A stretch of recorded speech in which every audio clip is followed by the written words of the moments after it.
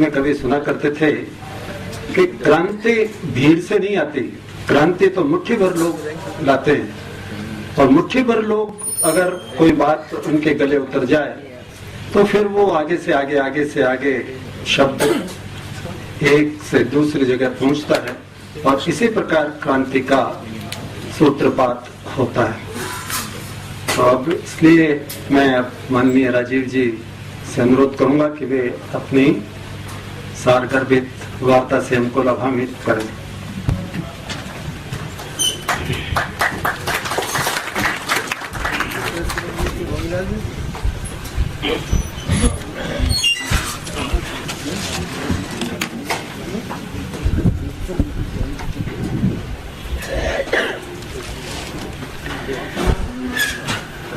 आज की इस विचार गोष्ठी में उपस्थित सभी जयपुर के सम्माननीय नागरिक बंधुओं, मंच पर बैठे हुए आदरणीय श्री धूत जी, रोटरी क्लब के पूर्व प्रांतपाल महोदय, मैं आपके सामने भारत देश की आज की एक बहुत गंभीर विषय पर वार्ता करने की तैयारी में हूँ। और वो गंभीर विषय क्यों है? क्योंकि हमारे देश में पिछले 10-12 वर्षों से, या भी कहें तो 15 वर्षों से, सरकार की ओर से बहुत बड़े पैमाने पर एक अभियान चलाया जा रहा है। वो है उदारीकरण, वैश्वीकरण, ग्लोबलाइजेशन, लिबरलाइजेशन। पिछले 10-12-15 वर्षों से जब से ये अभियान चल रहा है, इस अभियान को अगर मैं समझ पा रहा हूँ तो ये ना तो ग्लोबलाइजेशन है, ना तो लिबरलाइजेशन है, ये भारतीय समाज का अमेरिकनाइजेशन करने की कोशिश हो रही है। क्योंकि अगर ग्लोबलाइजेशन की हम बात करें और लिबरलाइजेशन की बात करें तो वो बात कुछ दूसरे तरह की होती है।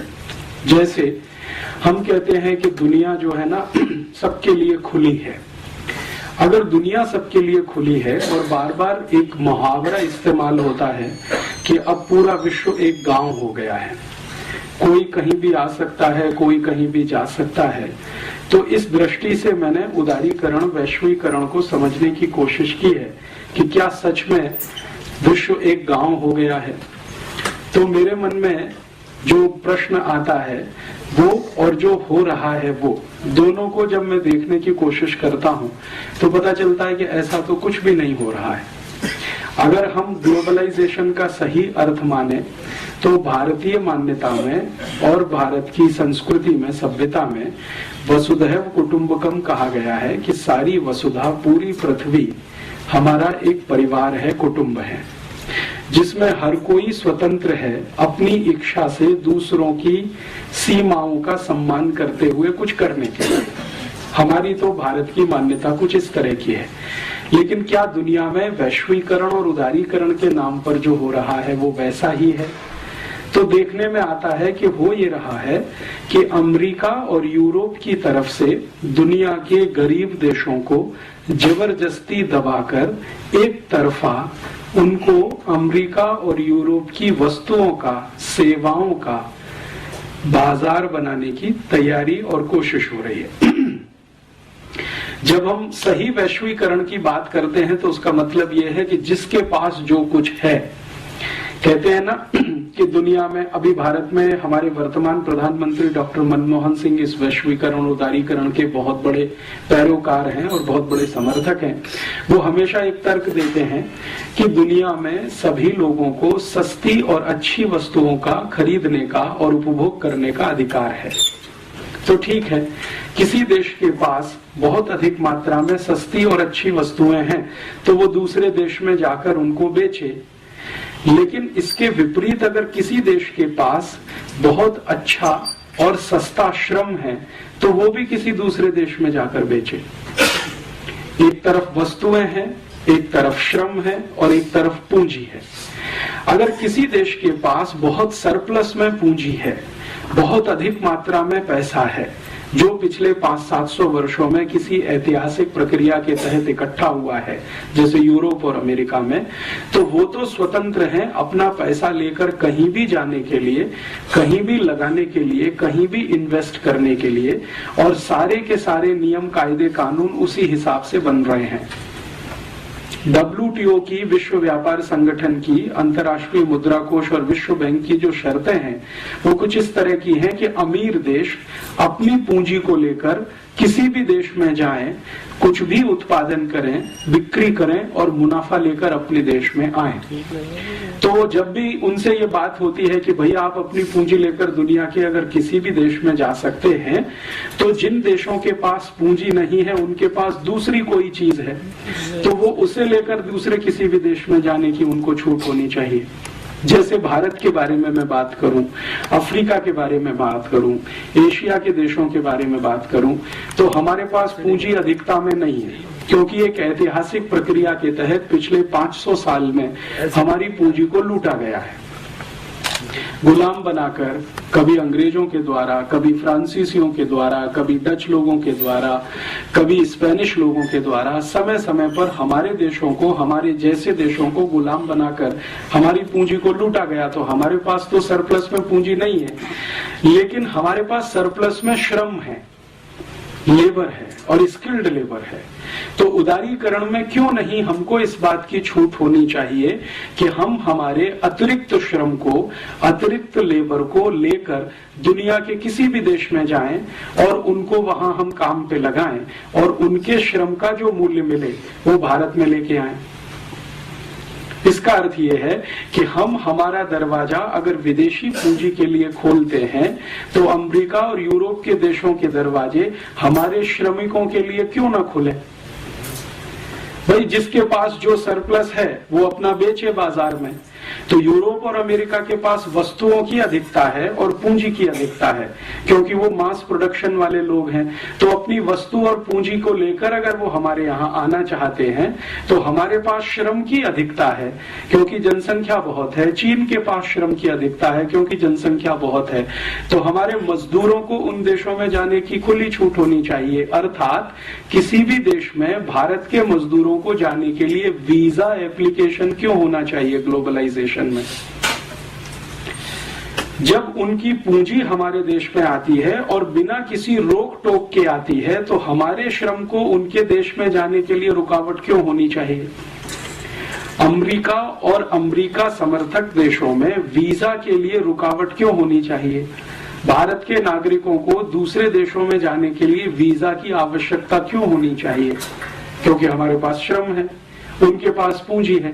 दुनिया में दो ही चीजें होती हैं जो उत्पादन में मदद करती हैं, या तो पूंजी मदद करती है या श्रम मदद करता है। और पूंजी अकेले तो कुछ नहीं करती बिना श्रम के, बिना लेबर के पूंजी तो कुछ नहीं कर सकती, क्योंकि वो तो अपने आप में मृत वस्तु है, उसमें तो जान नहीं है, जीवित नहीं है।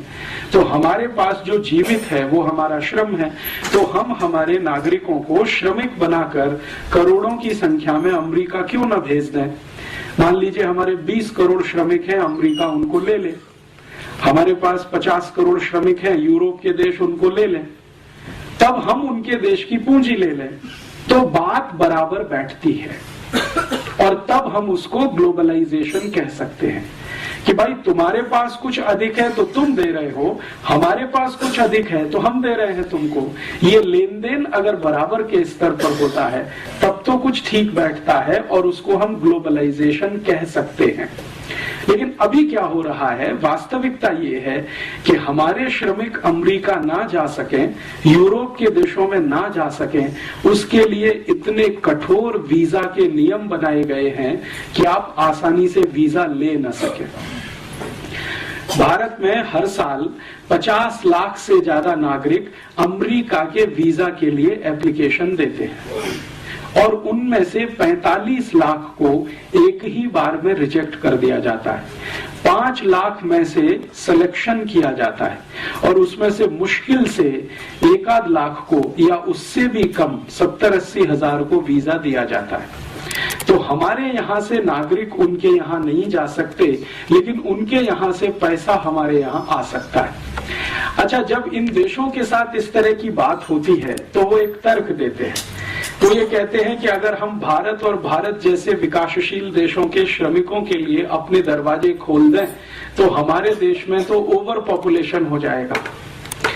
लेकिन उनकी ये बात सच नहीं है, ये बहुत बड़ा झूठ है, क्योंकि वो देश बहुत कम पॉपुलेशन वाले हैं पहले से ही, तो इसलिए ओवर पॉपुलेशन होने का कोई कारण वहां दिखाई नहीं देता। मैं आपको एक तुलनात्मक तरीके से समझाता हूं। भारत में 110 करोड़ लोग रहते हैं लगभग इस समय, और हमारा जो कुल क्षेत्रफल है उससे 2 गुना ज्यादा क्षेत्रफल अमेरिका के पास है। अमेरिका का क्षेत्रफल पूरे देश का हमारे भारत से लगभग 2 गुना ज्यादा है, और अमेरिका में मात्र 30 करोड़ लोग रहते हैं। इसका मतलब यह है कि अमेरिका में अभी भी 30 करोड़ लोग और रह सके, इसकी गुंजाइश है।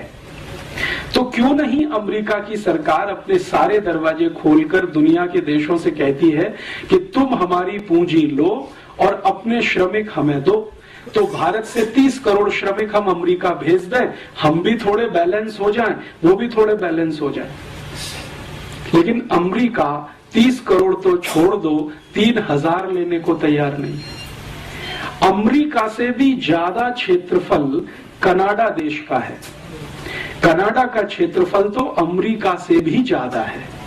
भारत से तो लगभग 3 गुने से ज्यादा है कनाडा, और आबादी उनकी बहुत कम है। आप जानते हैं कि कनाडा की कुल आबादी 3 करोड़ से भी कम है। तो 3 करोड़ की आबादी है और भारत से 3 गुना क्षेत्रफल है। हम भारत के 110 करोड़ लोग जितने क्षेत्रफल में रहते हैं, कनाडा में 330 करोड़ लोग रह सकते हैं। तो क्यों नहीं कनाडा की सरकार अपने सारे दरवाजे खोलकर भारत और भारत जैसे श्रमिकों को क्यों नहीं आमंत्रित करती। कनाडा के आगे चलें, ऑस्ट्रेलिया की बात करें। ऑस्ट्रेलिया का क्षेत्रफल भी भारत से 2.5 गुना ज्यादा है, और ऑस्ट्रेलिया की कुल आबादी मात्र 2 करोड़ है, और हमारी कुल आबादी 110 करोड़ है। माने जितनी क्षेत्रफल में 110 करोड़ लोग रहते हैं, उतने क्षेत्रफल में ऑस्ट्रेलिया में 250 करोड़ लोग रह सकते हैं। तो ऑस्ट्रेलिया की सरकार अपने दरवाजे क्यों नहीं खोलती भारत के सभी श्रमिकों के लिए कि आप आओ, हमारे यहाँ बस जाओ, क्योंकि हमारे पास बहुत बड़ा क्षेत्रफल है, संसाधन भी बहुत है। क्योंकि ऑस्ट्रेलिया की पूंजी भारत में आ रही है, तो भारत का अतिरिक्त श्रम ऑस्ट्रेलिया जा रहा है, ग्लोबलाइजेशन हो रहा है। और एक उदाहरण देता हूं, ऑस्ट्रेलिया के नजदीक में एक देश है न्यूजीलैंड, उसका भी क्षेत्रफल भारत से ज्यादा है, और सौभाग्य दुर्भाग्य जो भी है वहां रहने वाले लगभग 1 करोड़ के आसपास है, 1.25 करोड़ है। तो क्यों नहीं न्यूजीलैंड की सरकार ये कहती है कि आप आओ, आपके लिए सारे दरवाजे खुले हैं, हमारे पास पूंजी ज्यादा है, आपके पास श्रम ज्यादा है, आप अपने श्रमिकों को न्यूजीलैंड भेज दो, हम उनको खपा लेंगे, क्योंकि हमारे पास बहुत सारे रिसोर्सेज भी हैं और बहुत जमीन भी है। और ये जो न्यूजीलैंड है, ऑस्ट्रेलिया है, कनाडा है, ऐसे दुनिया में 145 देश हैं जिनकी जनसंख्या 1 करोड़ के आसपास है, और ये 145 देश 1-1 करोड़ के आसपास की जनसंख्या में रहते हैं।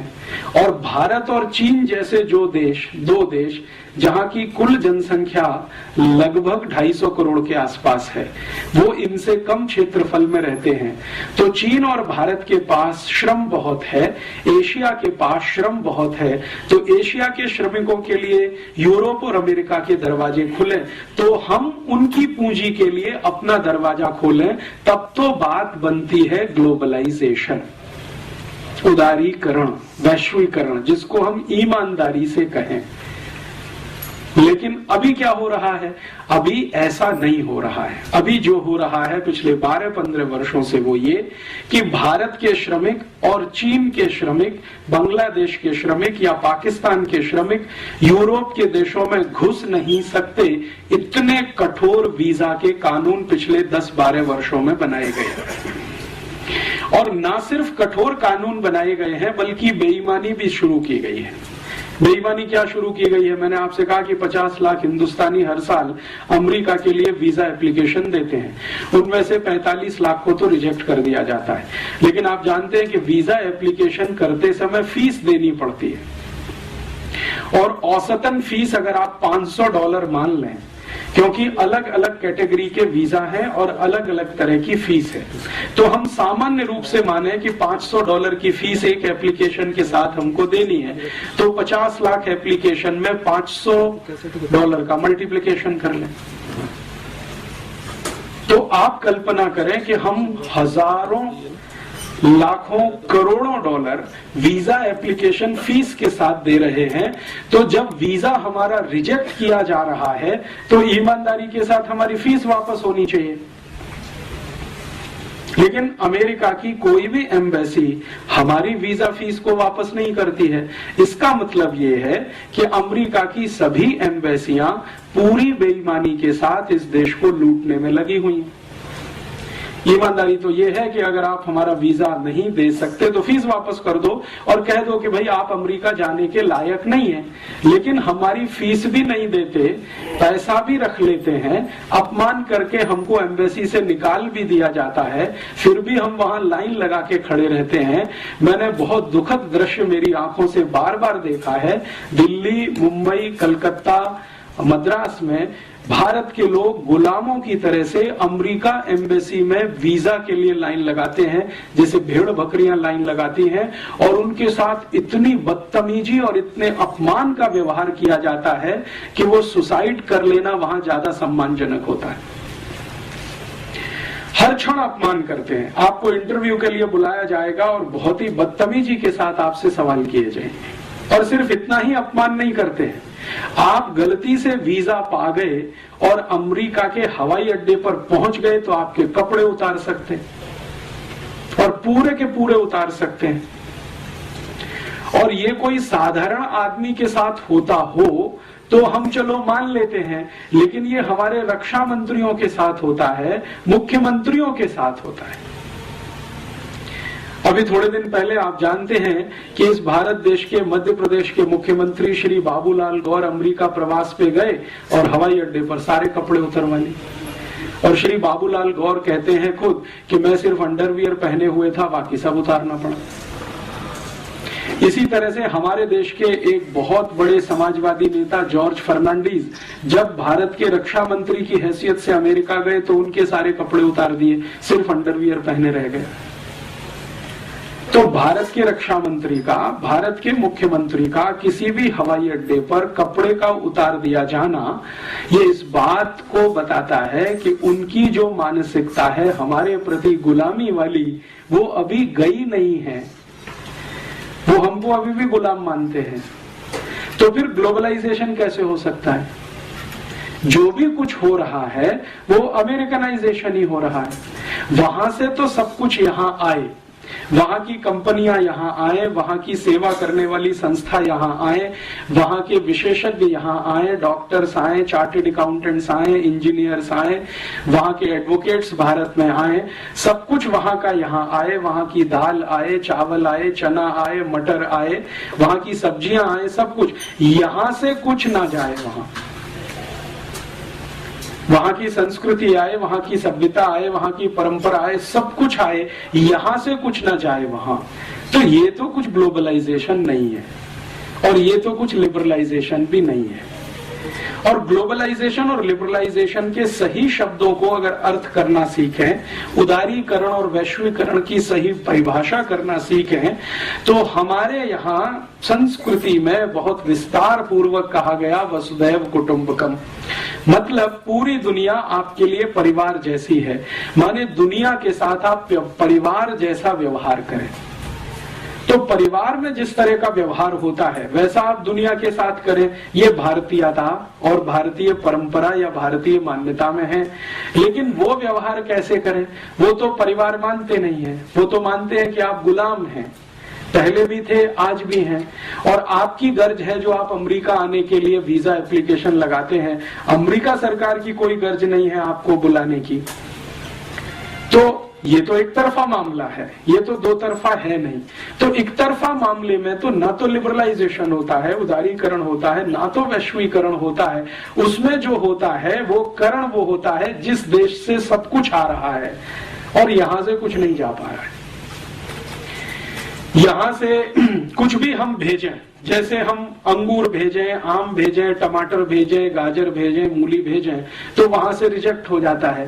और वो आरोप ये लगाते हैं कि आपने इसमें बहुत यूरिया, बहुत डीएपी, बहुत सुपर फॉस्फेट मिला दिया, बहुत सारा पेस्टिसाइड मिला दिया, अब ये जहर हो गया है, तो भारत का तो हम ये नहीं ले सकते। लेकिन वहां का कोई भी जहर यहाँ बिक सकता है। पेप्सी कोला बिक सकता है, कोका कोला बिक सकता है, पिज्जा बिक सकता है, बर्गर बिक सकता है, हॉट डॉग, कोल्ड डॉग बिक सकता है। हमारे देश की कई वैज्ञानिक संस्थाओं ने पेप्सी कोक को जहर घोषित किया है, फिर भी बिक सकता है।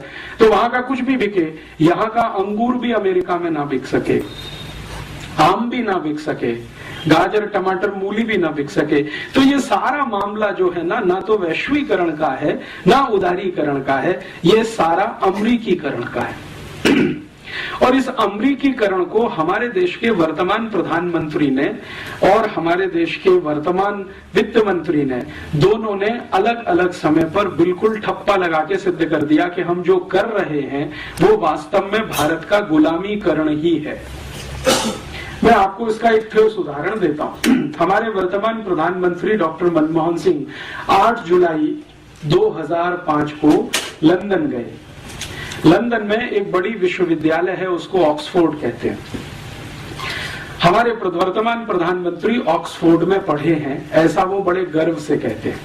ठीक है, अब वो जो ऑक्सफोर्ड ने उनको एक डॉक्टरेट का डिग्री दिया, एक तो वो पहले ले चुके हैं पीएचडी करते हुए, अभी एक दूसरा डॉक्टरेट उनको दिया ऑक्सफोर्ड विश्वविद्यालय ने सम्मान के रूप में।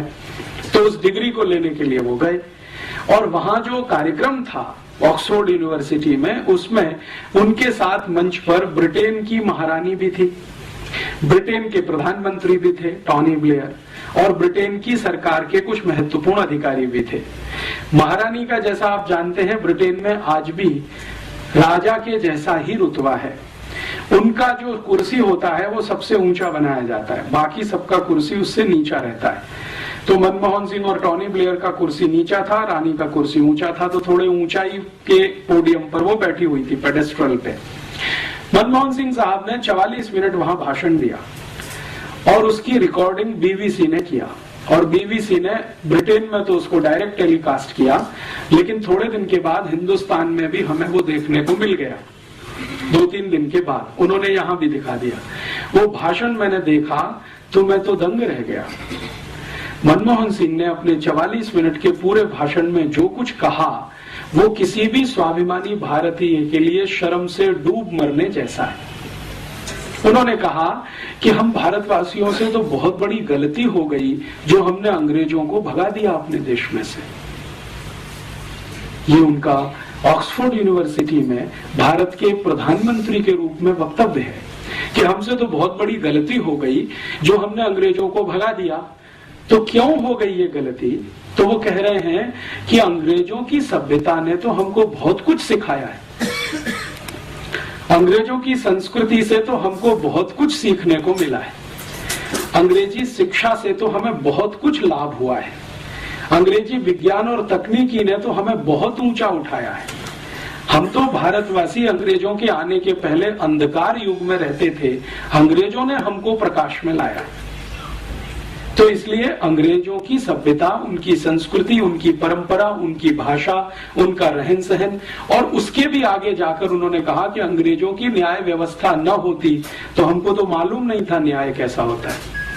जो अंग्रेजों की अंग्रेजी नहीं होती तो हम तो दुनिया के ज्ञान से बिल्कुल वंचित थे, हमको तो ज्ञान भी नहीं होता। इतनी बातें 44 मिनट में वो बोल गए।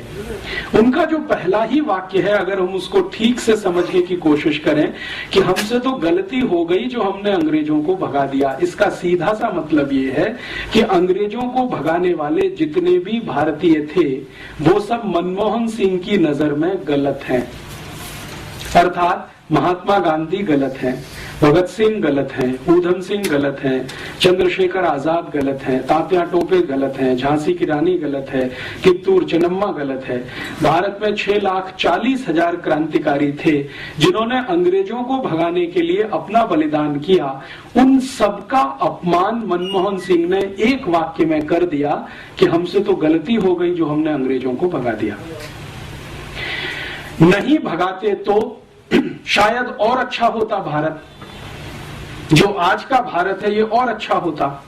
और अच्छा होता माने मनमोहन सिंह की नजरों में भारत और 1947 से 2005 तक अंग्रेजों का ही गुलाम रहता, हमारी नजरों में गुलाम रहता, मनमोहन सिंह की नजरों में विकास करता हुआ एक देश होता। क्योंकि विकास करना तो हमने अंग्रेजों से ही सीखा, ये मनमोहन सिंह की पक्की मान्यता है। ये उसको वो ऐतिहासिक संदर्भ में तो नहीं, लेकिन अर्थशास्त्र के रूप में वो सिद्ध करते हैं अपने सभी व्याख्यानों में, लिखते भी हैं, बोलते भी हैं, करते भी हैं। अभी भारत में शायद मनमोहन सिंह से ज्यादा अंग्रेजियत वाला दूसरा कोई व्यक्ति मिलेगा जिसको आप टॉर्च लेके ढूंढो जो इतना पक्का अंग्रेज होगा। अंग्रेज भी सोचेंगे तो अपने पर शर्म करेंगे कि हमसे ज्यादा पक्का अंग्रेज तो ये है, जो भारत का प्रधानमंत्री रहते हुए ये सब करता है। अच्छा, 44 मिनट का भाषण बोल देने के बाद जब उनको डिग्री दी गई तो उसके एक कदम आगे जाकर उन्होंने क्या किया, मैंने आपको कहा ना कि विक्टोरिया जो उनकी रानी है वो बैठी हुई थी, उसका मंच थोड़ा ऊंचा था, तो मनमोहन सिंह उसके पास गए, लिटरली घुटनों के बल उसके सामने बैठे और वो कागज हाथ में लिए हुए, जैसे हम किसी भगवान के सामने घुटने में बैठकर वो जो प्रणाम करते हैं ना, मनमोहन सिंह ने ठीक उसी अदा में, स्टाइल में विक्टोरिया को प्रणाम किया, घुटनों पे बैठकर, आगे झुककर। इतनी गुलामी अभी तक भारत में है प्रधानमंत्री स्तर के नेता में। अगले दिन लंदन के बहुत सारे अखबारों में बहुत कुछ छपा और एक अखबार ने तो सीमा तोड़कर लिखा कि अभी हमें सोचना पड़ेगा कि भारत आजाद हो गया है हमारी गुलामी से। एक अखबार ने लिखा कि अगर मनमोहन सिंह एक व्यक्ति के रूप में इंग्लैंड आए, लंदन आए और उनको कोई डॉक्टरेट दी जाए और उसको वो स्वीकार करें और रानी के चरणों में बैठकर प्रणाम करें तो वो सामान्य है, सामान्य व्यक्ति के रूप में। लेकिन भारत के प्रधानमंत्री के रूप में अगर वो आए हैं और इस तरह का व्यवहार करते हैं तो हमें ये सोचना पड़ेगा कि भारत स्वतंत्र हो गया है। ये जो मानसिकता है, ये मनमोहन सिंह तो मैंने एक निमित्त रूप में नाम लिया है, आपको समझ में आ जाए जल्दी, क्योंकि ये तत्काल की घटना है। लेकिन ये घटना सिर्फ एक मनमोहन सिंह के साथ नहीं है, ये भारत के उन सभी नेताओं के साथ है जो पश्चिम को, विशेष रूप से यूरोप को अपना दिशा निर्देशक मानते हैं, निर्देशक मानते हैं और मानते हैं कि जो कुछ अच्छा होगा वो पश्चिम से ही होगा, यूरोप से ही होगा, अमेरिका से ही होगा। इस तरह की बात जो मनमोहन सिंह ने अभी की है, ये कोई असामान्य नहीं है भारत में, क्योंकि पिछले आजादी के लगभग 60 वर्षों में कई प्रधानमंत्रियों के मुंह से हमने इस तरह की बातें सुनी हैं। हमारे पहले प्रधानमंत्री पंडित जवाहरलाल नेहरू तो बार बार संसद में कह रहे हैं कि भारत को यूरोप जैसा बनाना है, उसके लिए जो करना पड़े हम करेंगे, बनाना है यूरोप के जैसा। और इसको उन्होंने 1953 में स्वीकार किया है। उनकी एक चिट्ठी है जो कनाडा के प्रधानमंत्री को उन्होंने लिखी है और उस पर उन्होंने स्पष्टता से कहा है कि मेरे और महात्मा गांधी के बहुत बड़े वैचारिक मतभेद हैं भारत के विकास को लेकर। गांधी जी चाहते रहे हैं कि भारत स्वदेशी और स्वावलंबन के रास्ते पर जाए, मैं चाहता हूं कि भारत यूरोप जैसा बने, इसमें हमारे उनके बहुत मतभेद हैं, वो कनाडा के प्रधानमंत्री को कह रहे हैं। और इतना ही नहीं, आगे पत्र में तो वो वहां तक कह गए हैं कि मुझे ऐसा लगता है कि महात्मा गांधी का दिमाग खराब हो गया।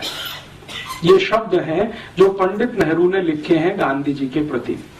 और पत्र की अंतिम वाक्य तो उनकी इतनी खराब है, वो कहते हैं कि ये खूसट बुढ़ा, जो शब्द इस्तेमाल किया है, ये खूसट बुढ़ा जितनी जल्दी चला गया हमारे लिए उतना अच्छा। माने नेहरू जी को इस बात का कोई गम नहीं है कि गांधी जी जल्दी चले गए, 1948 में ही मर गए। वो पत्र की फोटोकॉपी मैंने बहुत संभाल के रखी हुई है। कनाडा के प्रधानमंत्री को भारत के प्रधानमंत्री द्वारा लिखा गया पत्र 1953 में 22 जुलाई की तारीख है। कनाडा के प्रधानमंत्री ने गलती से कहें या जानबूझकर कहें, उस पत्र को अपनी ऑटोबायोग्राफी में अभी छाप दिया है और वो थोड़े दिन में भारत में किताब बन के आएगा तो उस पर बवाल होने वाला है और जवाब देना पड़ेगा। तो नेहरू जी खुद मानते हैं कि मेरे गांधी जी से मतभेद हैं विकास के सवाल पर। और बाद में नेहरू जी का जो भारत की संसद में अलग अलग समय पर दिए गए वक्तव्य हैं, जैसे उन्होंने एक बार बहुत लंबा भाषण दिया है भारत की संसद में गाय के वध को रोकने के प्रश्न पर, गोवध रोकने के प्रश्न पर। तब लंबे भाषण में उन्होंने कहा है कि आजादी के पूर्व मैंने कहा था कि गाय हत्या बंद होनी चाहिए, लेकिन जरूरी नहीं है कि आजादी के बाद वो हो ही जानी चाहिए।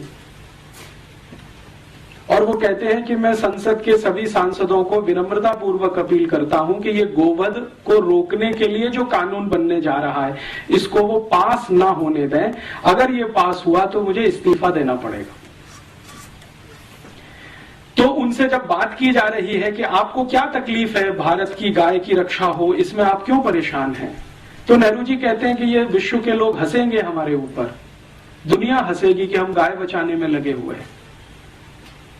दुनिया हंसेगी माने यूरोप हंसेगा हमारे ऊपर कि हम गाय बचाने में लगे हुए, क्योंकि यूरोप में तो गाय को काट के ही खाया जाता है।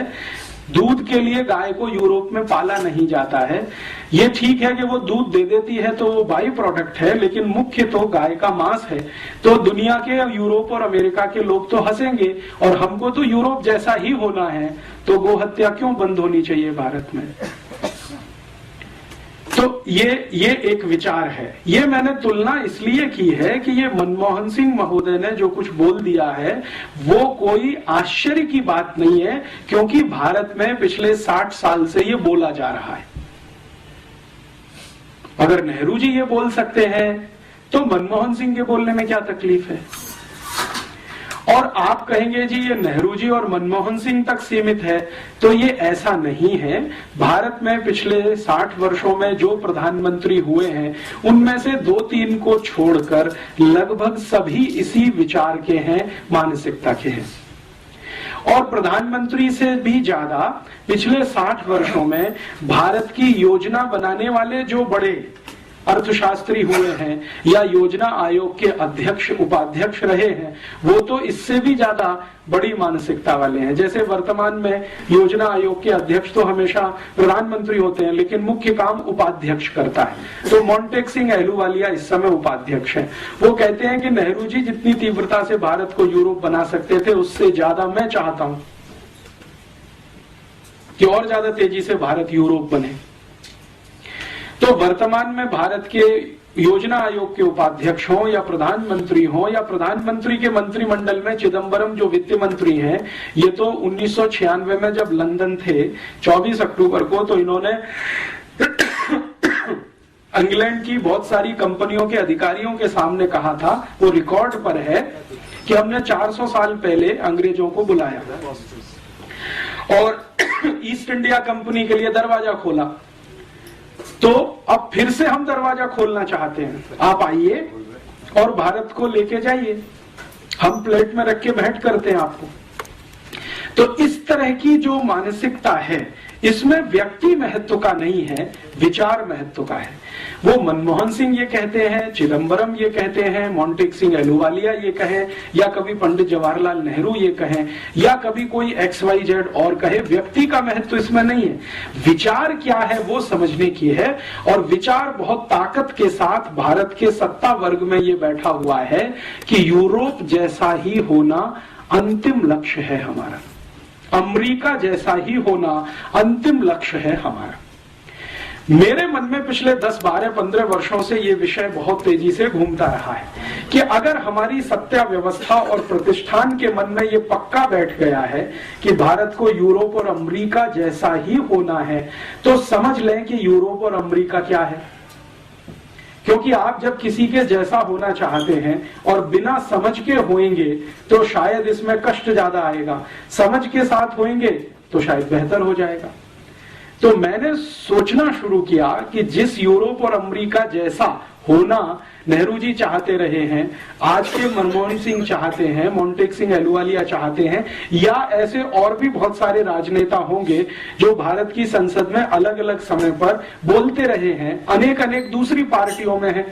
बीजेपी में ऐसे कई नेता हैं जो भारत को अंग्रेज और यूरोप जैसा ही देखना चाहते हैं अपने तरीके से। कांग्रेस में ऐसे बहुत हैं, और अब जनता दल में भी ऐसे बहुत हैं, समाजवादी पार्टी में भी बहुत हैं, और अब तो कम्युनिस्टों के बीच में भी एक ही लॉबी है, वो ये कहती है कि भारत को होना तो यूरोप और अमेरिका की ही तरह से है, लेकिन मार्क्सवाद के रास्ते पर, साम्यवाद के रास्ते पर। होना तो आपको वैसा ही है, लेकिन मार्क्सिज्म से होकर, साम्यवाद से होकर आप वहां तक जाइए। और दूसरी जो लॉबी है वो ये कहती है कि कैपिटलिज्म के रास्ते से वहां तक जाइए। तो या तो आपको पूंजीवाद से होते हुए यूरोप और अमेरिका तक जाना है, या मार्क्सवाद से होते हुए यूरोप और अमेरिका तक जाना है। लक्ष्य वही है, रास्ते अलग अलग हैं। तो ऐसी परिस्थिति में मेरे मन में एक विचार आया कि ये गांधी जी क्या कहते हैं यूरोप और अमेरिका के बारे में, जिसको नेहरू जी खूसट बुड्ढा कहते हैं। गांधी जी के मन में क्या है? तो गांधी जी की लिखी हुई सबसे पहली एक किताब मैंने पढ़ी, जो उन्होंने 1909 में लिखी थी, हिंद स्वराज। बहुत पतली सी पुस्तक है, और मेरी विनम्र प्रार्थना है आप सब पढ़ें तो बहुत अच्छा है। तो उनके बारे में बहुत सारी जो गलतफहमियां समाज में है वो दूर हो जाए शायद। उस पुस्तक में गांधी जी लिख रहे हैं कि ये यूरोप और अमेरिका की जो सभ्यता है, ये तो बिल्कुल शैतानी सभ्यता है। शैतान शब्द उन्होंने इस्तेमाल किया है। और गांधी जी के सामने बहुत बार उस पुस्तक को रखकर पंडित नेहरू ने और भारत के कई नेताओं ने आपत्ति उठाई है कि आपने इतना कड़ा शब्द क्यों लिखा है कि ये शैतानी सभ्यता है। तो गांधी जी कहते हैं कि मैंने ये बहुत समझ बूझकर लिखा है, भावनात्मक आवेश में आकर नहीं लिखा है। मैंने इस यूरोप और अमेरिका की सभ्यता को समझने में अपने जीवन के उस दिन से, जिस दिन से मैं लंदन आया, गांधी जी जब लंदन गए हैं पढ़ाई करने के लिए और वापस आए हैं, तो वो कह रहे हैं कि इस पूरे समय को मैंने इस सभ्यता को समझने में ही लगाया है। और मेरी जो समझ बनी है इस सभ्यता के बारे में वो ऐसी ही है कि ये शैतानी सभ्यता है। भारत में कभी किसी पुराने काल में कोई राक्षसी सभ्यता होती होगी, ये उससे भी नीचे गिरी हुई है। इतने कड़े शब्दों में वो कह रहे हैं। इससे भी ज्यादा कड़े शब्दों में गांधी जी ने एक और टिप्पणी की है जो दर्ज है, जिसको उन्होंने आज तक वापस नहीं लिया अपने मरने के पहले तक। वो टिप्पणी ये है, वो ये कह रहे हैं कि ये जो पार्लियामेंट्री डेमोक्रेसी है, संसदीय लोकतंत्र, जो हमने इंग्लैंड से उधार ले लिया है या इंग्लैंड ने जबरदस्ती हमारे ऊपर थोप दिया है, ये तो किसी वैश्यावृत्ति से भी नीचे गिरा हुआ है। गांधी जी कहते हैं कि वैश्यावृत्ति करना संसदीय लोकतंत्र में जाने से बेहतर है। इतने कड़े शब्द हैं उनके। और भारत की संसद उस समय बन रही है जब गांधी जी आए हैं, 1914 में भारत आए हैं। तो संसद का ये निर्माण कार्य चल रहा है जो वर्तमान में आपको दिखाई देता है, और 1925 में ये संसद बनकर पूरी हुई है और इसमें से बैठकें होना शुरू हुई हैं।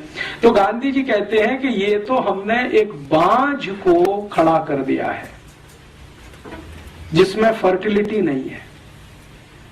तो गांधी जी को कोई पूछ रहा है कि आप ऐसा क्यों बोल रहे हैं, तो उन्होंने कहा कि इस संसद में से जिसको हमने खड़ा कर दिया है ढांचा, भारत के लिए कुछ भी शुभ निकलेगा नहीं। इसमें से जो निकलेगा वो अशुभ ही होगा। और ये बात गांधी जी जो 1914-15 में कह गए हैं, सन 2005 में सिद्ध हो गई है। अब इसमें सिद्ध होने के लिए और बहुत प्रतीक्षा करने की जरूरत नहीं है कि इसमें से कुछ निकलेगा नहीं। प्रोस्टिट्यूशन बोल दिया संसदीय लोकतंत्र को, और यूरोपियन अमेरिकन सिविलाइजेशन को बोल दिया कि ये शैतानी सभ्यता है। शैतान की सभ्यता, राक्षसों की सभ्यता भी इससे कुछ अच्छी हो सकती है, ये उससे भी गिरी हुई है। गांधी जी की यही एक पुस्तक पढ़कर मेरे मन में तीव्र जिज्ञासा पैदा हुई कि गांधी जी ने जिस यूरोपीय सभ्यता के बारे में ये शब्द इस्तेमाल किया और जिसको उन्होंने समझ लिया 14-15 साल में, इसको हम भी समझें। तो पहले मैं ढूंढता रहा कि गांधी जी ने यूरोपियन सभ्यता के बारे में कहां-कहां क्या-क्या लिखा है, लेकिन गांधी जी ने अपने एक पत्र में लिखा है। मीरा बहन जो गांधी जी की एक सहयोगी थी, मैडलिन स्लेड उनका मूल नाम था, आयरिश लेडी थी, गांधी जी के साथ आकर उन्होंने बहुत दिन काम किया, तो उनको बहुत सारे पत्र उन्होंने लिखे हैं। तो उसमें एक पत्र है जिसमें वो कहते हैं कि देखो, मुझे कभी समय मिला, फुर्सत हुई तो विस्तार के साथ में पश्चिमी सभ्यता के बारे में लिखूंगा, तुमको कोई आपत्ति तो नहीं होगी। तो मीरा बहन कह रही है कि बापू उस सभ्यता से परेशान होकर तो मैं आपके पास आई हूं, मुझे क्या आपत्ति होगी, मुझे तो खुशी होगी कि भारत के लोग उसको खुलकर देख और समझ लेंगे जो अंधे होकर उसके पीछे भाग रहे हैं, जिसको छोड़कर मैं आपके पास आई हूं। लेकिन ये पत्र ही रह गया। गांधी जी को शायद समय नहीं मिला, फुर्सत नहीं मिली और वो लिख नहीं पाए। यूरोपीय और पश्चिमी सभ्यता के बारे में ज्यादा वो कुछ कह नहीं पाए, सिर्फ संकेत भर कुछ उन्होंने कर दिए। बाद में मैंने ढूंढना शुरू किया कि गांधी जी के जो समकालीन है, दो को किसी ने कुछ लिखा हो यूरोपीय सभ्यता के बारे में। तो गांधी जी के जो समकालीन है और कुछ अच्छे लेखक इस देश में माने जाते हैं, उनमें से 2-3 ने कोशिश किया, लेकिन वो भी भरपूर तरीके से नहीं लिखा, संकेत मात्र है। जैसे एक जैनेन्द्र कुमार जैन बड़े हिंदी के लेखक हुए, गांधी जी से बहुत प्रभावित थे, पश्चिमी सभ्यता के बारे में उन्होंने कुछ लिखा है। अभी थोड़े दिन पहले हिंदी के एक बड़े लेखक का स्वर्गवास हुआ, श्री निर्मल वर्मा। उन्होंने थोड़ी कोशिश की है और पश्चिमी सभ्यता को गांधी जी की दृष्टि से देखने की, लिखने की, लेकिन श्री निर्मल वर्मा ने पश्चिमी सभ्यता के बारे में 2-3 फुटकर लेख लिखे हैं, कोई बड़ा पुस्तक नहीं लिख पाए। ऐसे हमारे देश में कुछ और भी हिंदी के लेखक हुए, कुछ कन्नड़ के हैं, तमिल तेलुगु में हैं। तेलुगु के एक बड़े लेखक हैं शास्त्री, वासुदेव शास्त्री करके, जो नारायण ये पीवी नरसिम्हा राव मंत्रिमंडल में कुछ समय तक उनके सलाहकार में थे। वो भी कुछ लिख कर गए हैं, लेकिन वैसा नहीं जैसा गांधी जी चाहते। मैंने बहुत ढूंढा भारत में, ज्यादा कुछ नहीं मिला। तो मैंने फिर सोचा कि अब कहां से लें। तो मेरे मन में आया कि जिन्होंने ये पश्चिम की सभ्यता बनाई है, उन्हीं से क्यों ना लें, डायरेक्ट उन्हीं से लें। भारत का कोई लेखक कुछ लिखता है उसके बारे में, उससे अच्छा ये है कि पश्चिम के लेखकों ने अपनी सभ्यता के बारे में जो लिखा है उसी को इकट्ठा करें। आप जानते हैं कि ये पूरी की पूरी पश्चिमी सभ्यता या यूरोपियन सभ्यता या अमेरिकी सभ्यता, जो भी नाम ले, इसका सबसे बड़ा अथॉरिटी अगर कोई माना जाता है पूरी दुनिया में, वो है प्लेटो। प्लेटो के बारे में दुनिया के सभी दार्शनिक एक वाक्य कहते हैं और वो बहुत महत्व का है, बहुत महत्व का है। वो वाक्य है, the whole of the European civilization is a footnote of Plato. The whole of the European civilization is a footnote of Plato. माने पूरी की पूरी यूरोपियन सभ्यता, पश्चिमी सभ्यता प्लेटो के फुट नोट के जैसी है। फुटनोट तो आप समझते हैं, किताब के नीचे जो कुछ आपने लिख दिया है। इसका मायने ये है कि प्लेटो यूरोपियन सिविलाइजेशन का सबसे बड़ा अथॉरिटी है। मैंने प्लेटो को पढ़ना शुरू किया और प्लेटो की जितनी भी पुस्तकें उपलब्ध हैं बाजार में, हिंदी में हो या अंग्रेजी में या किसी अन्य भाषा में, मैंने कोशिश की है कि उसको मैं जानूं। तो ज्यादातर अंग्रेजी में उपलब्ध है, मैंने वो सब पढ़ डाली। और प्लेटो की जो सबसे महान पुस्तक मानी जाती है रिपब्लिक, जिसके बारे में सारी दुनिया उसकी चर्चा करती है, उसको मैंने 8-10 बार पढ़ डाला। रिपब्लिक, प्लेटो खुद कहता है कि ये जो रिपब्लिक है वो मेरी सबसे अच्छी कृति है। प्लेटो ने बहुत कुछ लिखा, लेकिन रिपब्लिक के बारे में वो खुद कहता है कि ये मेरी सबसे अच्छी कृति है। सोक्रेटिस, सुकरात, जो बहुत कुछ लिख गए अपनी सिविलाइजेशन के बारे में, उनका मैंने कुछ इकट्ठा किया। देकार्ते, बहुत बड़े दार्शनिक हैं यूरोप के, उनका बहुत कुछ इकट्ठा किया। लेविनिज, बहुत बड़े फिलोसोफर माने जाते हैं, उनका इकट्ठा किया। रूसो, जो मॉडर्न फिलोसोफर्स में जिसकी सबसे बड़ी ऊंचाई है पूरे यूरोप में, रूसो, उनका लिखा हुआ सब इकट्ठा किया। और यूरोप की अलग अलग विश्वविद्यालयों में अलग अलग समय पर उनकी सभ्यता के बारे में जो रिसर्चेस हुए हैं, उनके पेपर्स भी इकट्ठे किए। सबसे ज्यादा रिसर्च हुई है यूरोपियन सिविलाइजेशन पर, तो फ्रेंच में हुई है। फ्रांस की जो यूनिवर्सिटी है लियों में, जो सबसे बड़ी विश्वविद्यालय, पेरिस यूनिवर्सिटी जिसको कहते हैं, उसमें सबसे ज्यादा काम हुआ है यूरोपियन सिविलाइजेशन पर। वहां से कुछ पेपर्स इकट्ठे किए। उसके बाद थोड़ा बहुत लंदन में हुआ है, ऑक्सफोर्ड में काम हुआ है, वहां से इकट्ठे किए। और अमेरिका में जो सबसे बड़ी यूनिवर्सिटी मानी जाती है हार्वर्ड, वहां से कुछ पेपर्स इकट्ठे किए। और इतने सारे पेपर्स इकट्ठा करके पिछले कई वर्षों से लगातार मैं पढ़ता रहा, समझता रहा, नोट्स लेता रहा और कुछ लिखता रहा। उन सबको समझकर और देखकर जो पता चला तो बात बिल्कुल सही है जो गांधी जी बोल गए कि ये शैतानी सभ्यता है। गांधी जी जो बोल गए हैं शायद वो कुछ कम बोल गए हैं, इतना सब पढ़ने के बाद मुझे लगता है कि ये उससे भी ज्यादा आगे गिरी हुई सभ्यता है। इस सभ्यता के कुछ बिंदु मैं आपके सामने अभी लाना चाहता हूं। जिस यूरोपियन और अमेरिकन सिविलाइजेशन की तरफ हम अंधे होकर दौड़ रहे हैं, हमसे मतलब हमारी राज व्यवस्था, हमारी जो पॉलिटिकल इकोनॉमी है वो अंधा होकर जो दौड़ रही है, और हमारे देश के जो राज्य चलाने वाले लोग हैं उसको मैं समझना चाहता हूं कि इसमें बुराई क्या है और कुछ अच्छाई है तो वो भी दिखाई दे। तो उस दृष्टि से मैंने थोड़ा तटस्थ होकर उनके यहाँ से कुछ इकट्ठा किया है। मेरे अपने 15 साल का जो अभ्यास क्रम है इस विषय का, वो ये बताता है कि किसी भी सभ्यता को अगर देखना हो, ठीक से समझना हो, तो उसकी प्राइवेट लाइफ आपको पता होना बहुत आवश्यक है। क्योंकि जो सिविलाइजेशन होती है वो प्राइवेट लाइफ से शुरू होती है। निजी जीवन जो होता है आपका, वो आपकी सिविलाइजेशन को पूरी तरह से बताता है। जो सार्वजनिक जीवन है वो सिविलाइजेशन को कई बार नहीं बताता। क्यों?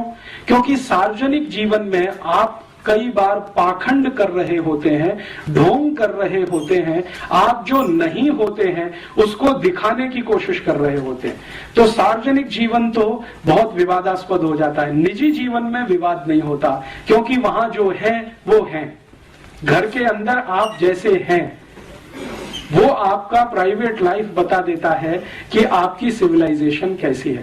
तो यूरोपियन परिवार की या यूरोपियन समाज की, और यूरोपियन समाज में मैं जब भी कहूंगा तो अमेरिका शामिल है, तो यूरोपियन समाज की निजी जिंदगी को जानने की पिछले कुछ साल में कोशिश करता रहा। उसमें से जो तथ्य निकल कर आए हैं वो बहुत ऐसे हैं जो झकझोर देते हैं, कई बार स्वीकार नहीं होते हैं, कई बार डाइजेस्ट नहीं होते हैं। मुझको ये सारे तथ्य डाइजेस्ट होने में बहुत साल लग गए, और मैं, मेरे गुरु जिनका नाम है श्री धर्मपाल, जिन्होंने मुझे इस काम में बहुत बड़ी मदद की, उनके साथ इस विषय पर घंटों घंटों बहस करता रहा हूं पिछले 1997 से आज तक।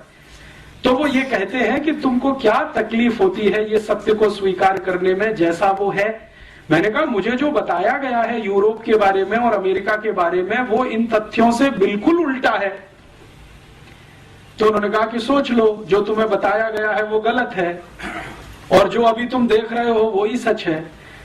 तो मैं उनसे हमेशा ये पूछता रहा कि जिन लोगों ने मुझे ये बताया कि यूरोप ऐसा है, अमेरिका ऐसा है, उन लोगों ने शायद इनको जानबूझकर छुपा के रखा हमसे। तो उनका इसलिए कि उनको तुम्हें गुलाम बना के रखना था। तो अंग्रेजों ने अपने बारे में योग बताया, वो थोड़ा अच्छा ही होगा, खराब क्यों बताएंगे? खराब तो तुमको खोजना पड़ेगा अगर उनका पूरा सत्य देखना है तो वो जो कुछ दिखाई देता है वो गांधी जी के कहे से बिल्कुल मेल खाता है। अभी मैं यूरोपियन सभ्यता के बारे में आगे बढ़ूं उससे पहले एक सत्य उनका आपके सामने उद्घाटित करूं। वो आप सब जानते हैं, लेकिन ध्यान में लाने के लिए, यूरोप जो है वो एक खास तरह के वातावरण में रहने वाला इलाका है। खास तरह का वातावरण माने जहां ठंड बहुत होती है, तापमान बहुत बार -20 डिग्री सेंटीग्रेड से भी नीचे चला जाता है, कई बार -40 डिग्री सेंटीग्रेड हो जाता है। दुनिया में माना जाता है कि 0 डिग्री तापमान जो है ना सबसे न्यूनतम है, लेकिन वो -20 उससे भी नीचे है, -40 और ज्यादा नीचे है। तो कई बार -20 -40 डिग्री सेंटीग्रेड टेम्परेचर हो जाए और वो 2-2 3-3 महीने तक लगातार रहे, तो आप कल्पना करिए कि कैसा इलाका होगा। भयंकर ठंड वाला, बर्फ वाला इलाका है। यूरोप में 23 देश तो ऐसे हैं जहां साल में 9 महीने सूर्य का प्रकाश जमीन पर नहीं आता।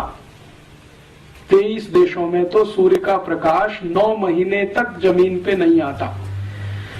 परिणाम क्या होगा? जिन देशों में 9 महीने तक सूर्य का प्रकाश जमीन पर नहीं आएगा, वहां की जमीन में घास का तिनका कैसे उगेगा? क्योंकि पूरा का पूरा जो साइंस है, बोटेनिकल और प्लांट वैरायटीज का जो साइंस है, वो तो ये कहता है कि बिना सूर्य के प्रकाश के जमीन से अंकुरण नहीं होता, बीज आप कितना भी डालो, लेकिन उसमें अंकुरण होने के लिए जो गर्मी चाहिए वो गर्मी सूर्य ही देता है। तो बीज तो आपने डाल दिया, लेकिन अंकुरण की ताकत तो सूर्य के प्रकाश में है। 9 महीने तक सूर्य का प्रकाश जिस क्षेत्र में नहीं आएगा, वहां 9 महीने तक तो जमीन में से कुछ नहीं उगेगा। तो यूरोप के 23 देशों में साल में 9 महीने जमीन में से कुछ उत्पादन नहीं होता, और 6 महीने तक तो बर्फ ही बर्फ रहती है।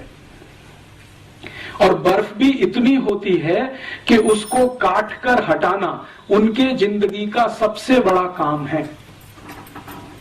आज आप कनाडा चले जाइए, इस समय ऑस्ट्रेलिया चले जाइए, न्यूजीलैंड चले जाइए, फ्रांस में चले जाइए, तो वहां की सरकारों की बहुत सारी संस्थाएं और प्रशासन बर्फ हटाने के काम में ही रात दिन लगा रहता है, ताकि सड़क को चलने लायक बनाया जा सके। और यूरोप में ज्यादातर घर जो होते हैं वहां दरवाजे 2 तरह के हैं, एक तो आपका फ्रंट डोर है और एक छत के ऊपर से है। कई बार बर्फ इतनी होती है कि सामने का दरवाजा बंद होता है सड़क वाला, तो छत के ऊपर के दरवाजे से जाना पड़ता है। ऐसा इलाका है। तो उससे मैं एक ही बात आपके ध्यान में लाना चाहता हूं, बहुत ठंडी वाला इलाका है, बहुत सर्दी वाला इलाका है, ठंड सबसे ज्यादा होती है। गर्मी क्या होती है ये यूरोप के लोगों को अंदाजा नहीं है। कभी तापमान गर्मियों में 30 डिग्री के ऊपर चला जाए तो हाय तौबा हो जाती है। तो ऐसा एक क्षेत्र है, विशेष क्षेत्र है। ये अच्छा है खराब है मैं नहीं कह रहा हूं, मैं सिर्फ एक बात कह रहा हूं कि वो एक विशेष क्षेत्र है जो बहुत ठंडी में रहता है। तो एक कल्पना मेरे मन में आती है जो सच दिखाई देती है। लगातार लोग अगर ऐसे इलाके में रहते हैं तो शायद वो भी बर्फ जैसे ही ठंडे होते हों। सालों साल सालों साल सालों साल अगर आपको रहना पड़े, पीढ़ी दर पीढ़ी, पीढ़ी दर पीढ़ी, पीढ़ी दर पीढ़ी, कोई 10-20 साल का कहानी नहीं है, 2000, 2500, 3000 साल का कहानी। हर पीढ़ी को ऐसे ही वातावरण में अगर रहना पड़े तो शायद लोग भी वैसे होते हों। बर्फ जैसे ठंडा होने का मतलब है मानसिकता के स्तर पर, माने भावनात्मक कम होना, रागात्मक कम होना, सहृदयात्मक कम होना, क्योंकि ये तो सब गर्म देशों की निशानियां हैं। और बहुत बार मैं मेरे मन में एक प्रश्न उठाता रहता हूं कि ये यूरोप का पूरा इलाका एक भी किसी सभ्यता को जन्म नहीं दे पाया अपने के बाद, और एक भी धर्म को नहीं दे पाया अपने के बाद। उनका अपना धर्म जिसको आज वो मानते हैं वो भी एशिया से गया है, जिसको क्रिश्चियनिटी कहा जाता है, वो यूरोप में नहीं है। आप जानते हैं इजराइल है, इजराइल एशिया में है, और इजराइल उतना ही गर्म स्थान है जितने हम लोग हैं। हमारे यहाँ जिस तरह का वातावरण है लगभग उसी तरह का वहां है। अरब देशों में जिस तरह का वातावरण है लगभग इजराइल में वैसा ही है।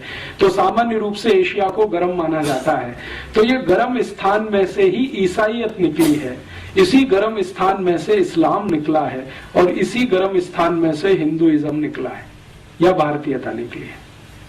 क्या कारण है ठंडे इलाकों से कोई धर्म नहीं निकलता?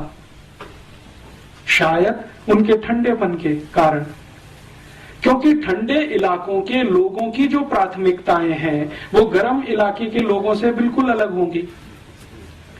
आप जरा सोचें, अगर मान लीजिए लगातार पीढ़ी दर पीढ़ी आपको बहुत बर्फ के क्षेत्र में रहना है तो आपकी प्राथमिकताएं तो बिल्कुल अलग होने वाली हैं उन लोगों से जो पीढ़ी दर पीढ़ी गर्म इलाकों में रहते हैं। तुलनात्मक रूप से प्राथमिकताएं तो अलग होने ही वाली है। तो प्राथमिकताओं के अलग होने से शायद और दूसरी चीजें भी आती होंगी। अगर हमारी प्राथमिकता है तो उसमें से हम अपनी तरह की दुनिया बनाएंगे। सारी दुनिया प्राथमिकता के हिसाब से बनती है। हमारे घर की कुछ प्राथमिकताएं हैं, उसके हिसाब से हम हमारा घर बनाते हैं। दूसरे के घर की प्राथमिकताएं कुछ अलग हैं, उसके हिसाब से वो अपना घर बनाता है। दो घरों की प्राथमिकताएं कभी एक जैसी नहीं होती, तो दो घरों की वास्तु और रचना भी एक जैसी नहीं होती। दो घरों की रसोइयां भी एक जैसी नहीं होती। किसी घर की रसोई में कुछ खास तरह की चीज है, दूसरे में कुछ खास तरह की चीज है। वो सब प्राथमिकताओं का किस्सा है।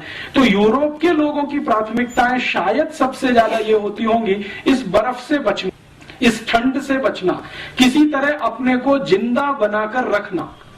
किसी भी तरह अपने को जिंदा बनाकर रखना, ये उनकी सबसे बड़ी प्राथमिकता होती होगी। इसलिए उनको हर समय, हर क्षण, हर स्थान पर एयर कंडीशनिंग की जरूरत पड़ती है। हमको नहीं है, क्योंकि हमारी प्राथमिकता में ठंड से लगातार बचना शामिल नहीं है, तो शायद नहीं है। आप जानते हैं यूरोप के सभी मॉल्स, शॉपिंग कॉम्प्लेक्स, अमेरिका के सभी मॉल्स, शॉपिंग कॉम्प्लेक्स, उनकी पब्लिक बिल्डिंग्स, प्राइवेट बिल्डिंग, सभी सेंट्रली हीटेड और सेंट्रली कूल्ड होती हैं। अब इसको लेकर अगर हम कोई अपनी ओपिनियन बनाते हैं, साहब देखो ये कितने ऊंचे लोग हैं, कितने हमसे आगे लोग हैं, जो सब कुछ इन्होंने सेंट्रली कूल्ड और सेंट्रली हीटेड बना रखा है, तो ये हमारी मूर्खता है, उनकी नहीं है, क्योंकि वो उनकी प्राथमिकता का हिस्सा है। उनको जिंदा रखना है अपने आप को, तो गाड़ियों को भी ऐसा ही बनाना पड़ेगा, सेंट्रली कूल्ड और सेंट्रली हीटेड। कई बार हम यूरोप के अखबारों में पढ़ते हैं, अमेरिका के अखबारों में पढ़ते हैं, और इस तरह की बहुत खबरें आती हैं कि इतनी बर्फ गिरती है, गाड़ी चल नहीं सकती है, तो गाड़ी को अंदर से स्टार्ट करके हीट करके बैठना पड़ता है घंटों घंटों तक इंतजार करने के लिए कि मौसम साफ हो तो हम 1 किलोमीटर आगे बढ़ें। अब हम इसको एक विशेषता के रूप में जब प्रचारित करना शुरू करें, अरे साहब यूरोप की तो सभी कारें सेंट्रली हीटेड होती हैं, तो वो हमारी मूर्खता है, उनकी वो विवशता है, उनके लिए वो आवश्यकता है, उनके लिए वो प्राथमिकता है, उनकी वो प्रायोरिटी है। अब अगर वही प्रायोरिटी को हम नकल करना शुरू करें, जिस इलाके में साल में 9 महीने क्या 12 महीने भयंकर सूर्य के दर्शन होते हों, गर्मी पड़ती हो, धूप मिलती हो, अगर हम भी वैसी नकल करने की कोशिश करेंगे तो वो हमारे ऊपर हंसेंगे ही, इससे ज्यादा कुछ नहीं करेंगे कि क्या मूर्ख लोग हैं। ये अपने हिंदुस्तान में भी वैसे ही कर लेना चाहते हैं जैसे हम हैं। हम तो मजबूरी में हैं क्योंकि हमारी व्यवस्था ऐसी है, ये तो शौक के साथ उस रास्ते पे जा रहे हैं। मैं कहना यह चाहता हूं कि शायद हिंदुस्तान की सभी गाड़ियों को सेंट्रली हीटेड और सेंट्रली कूल्ड करने की जरूरत नहीं है, क्योंकि मौसम ही हमारे यहाँ इस तरह का है। लेकिन अगर हम इसी तरह की गाड़ियां बनाते जाएं और अपने को अभ्यस्त करने की कोशिश करें, तो ये तो कुछ ऐसी ही कहानी है, बिना जाने समझे दूसरों की नकल करना, और उसको हम अपनी हीनता के साथ जोड़ें और उनकी ऊंचाई के साथ जोड़ना शुरू करें। देखो यूरोप अमेरिका वाले बहुत ऊंचे हैं, जो सेंट्रल एयर कंडीशन सिस्टम सब जगह बनाते हैं और सेंट्रली कार बनाते हैं एयर कंडीशन और हीट, और हम नहीं कर पाते हैं, तो हम पीछे हैं, वो हमसे आगे हैं। इस तरह का जब तुलना करना शुरू करते हैं तो ये सिवाय हास्यास्पद होने के और कुछ नहीं है। एक बार उनका क्षेत्र क्या है ये हमारे समझ में आए तो हर चीज उनको समझ में। अब देखिए, जब आप बहुत ठंड वाले इलाके में रहेंगे तो आपको अपने को गर्म रखने के लिए कुछ ना कुछ एक्स्ट्रा क्यूरिकुलर करना पड़ेगा, एक्स्ट्रा एक्टिविटीज करनी पड़ेंगी ताकि आप गर्म बने रहें। नहीं तो ठंडे पड़ गए तो आप गर्म बने रहें, इसके लिए कुछ ऐसा करते रहिए। तो आप जरा ध्यान दें, यूरोप के देशों में लोगों के अपने वैयक्तिक जीवन के जो कुछ है हिस्से, वो किस तरह के हैं। उदाहरण के लिए उनका डांस ले लें।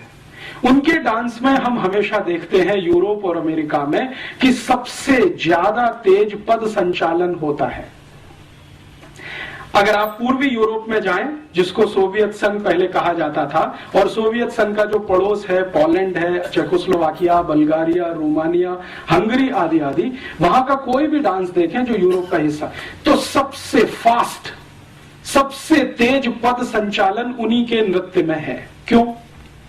यूरोप का डांस आपने देखा, बहुत सारे ट्रुप्स आते हैं, यूरोपियन ट्रुप्स, जिनके डांस मैंने दिल्ली में देखे हैं, मुंबई में देखे हैं। वो इतना तेज क्यों करते हैं? शायद वो उनकी जरूरत होगी, क्योंकि इतना तेज करने से शायद शरीर में ऊर्जा ज्यादा पैदा होती होगी, तो शायद उस ठंड से लड़ने में मदद करती होगी। हम भारत की बात करें, भारत की कल्पना करें, यहां जो वातावरण है और व्यवस्था है ये गर्म है, और थोड़ी ज्यादा ही गर्म है। गर्मियों में तो अति गर्म है, 50 डिग्री सेंटीग्रेड है। तो 50 डिग्री सेंटीग्रेड वाले क्षेत्र में रहने वाले लोग अगर डांस बनाएंगे तो वैसा तो नहीं हो सकता जैसा उनका है, क्योंकि हमारे पास तो पहले से ही गर्मी बहुत है।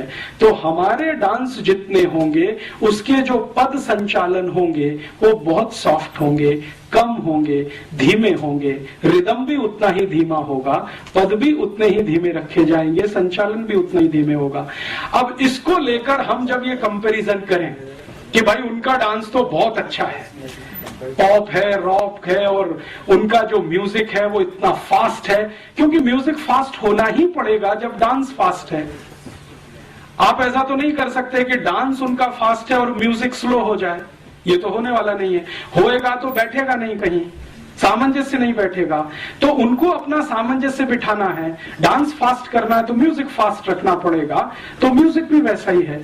तो हम बार बार ये कहते हैं यार ये तो यूरोपियन म्यूजिक बहुत फास्ट है, समझ में नहीं आता, तो सुनते क्यों है, जरूरत क्या है उसकी। उस ठंडे क्षेत्र के लोगों की जो निजी जिंदगी है वो कैसी है, प्राइवेट लाइफ कैसी है। अभी मैं आपसे जो बात करूंगा वो पिछले लगभग 2000 साल की बात करूंगा, एक साथ बात करूंगा, क्योंकि सन के हिसाब से करूंगा बहुत लंबा हो जाएगा। आज से लगाकर पिछले 2000 साल तक, माने आज सन 2005 है तो लगभग पहली शताब्दी तक कैसा है यूरोप का निजी जीवन, आज भी चल रहा है लगभग उतना ही जो मैं कहूंगा आपसे।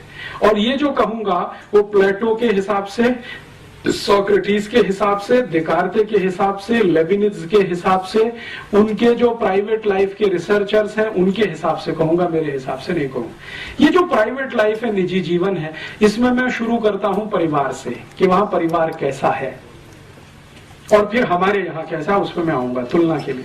परिवार कैसा है तो उसमें आपको सुनकर आश्चर्य होगा कि पिछले 2000 साल से यूरोप में परिवार नहीं है।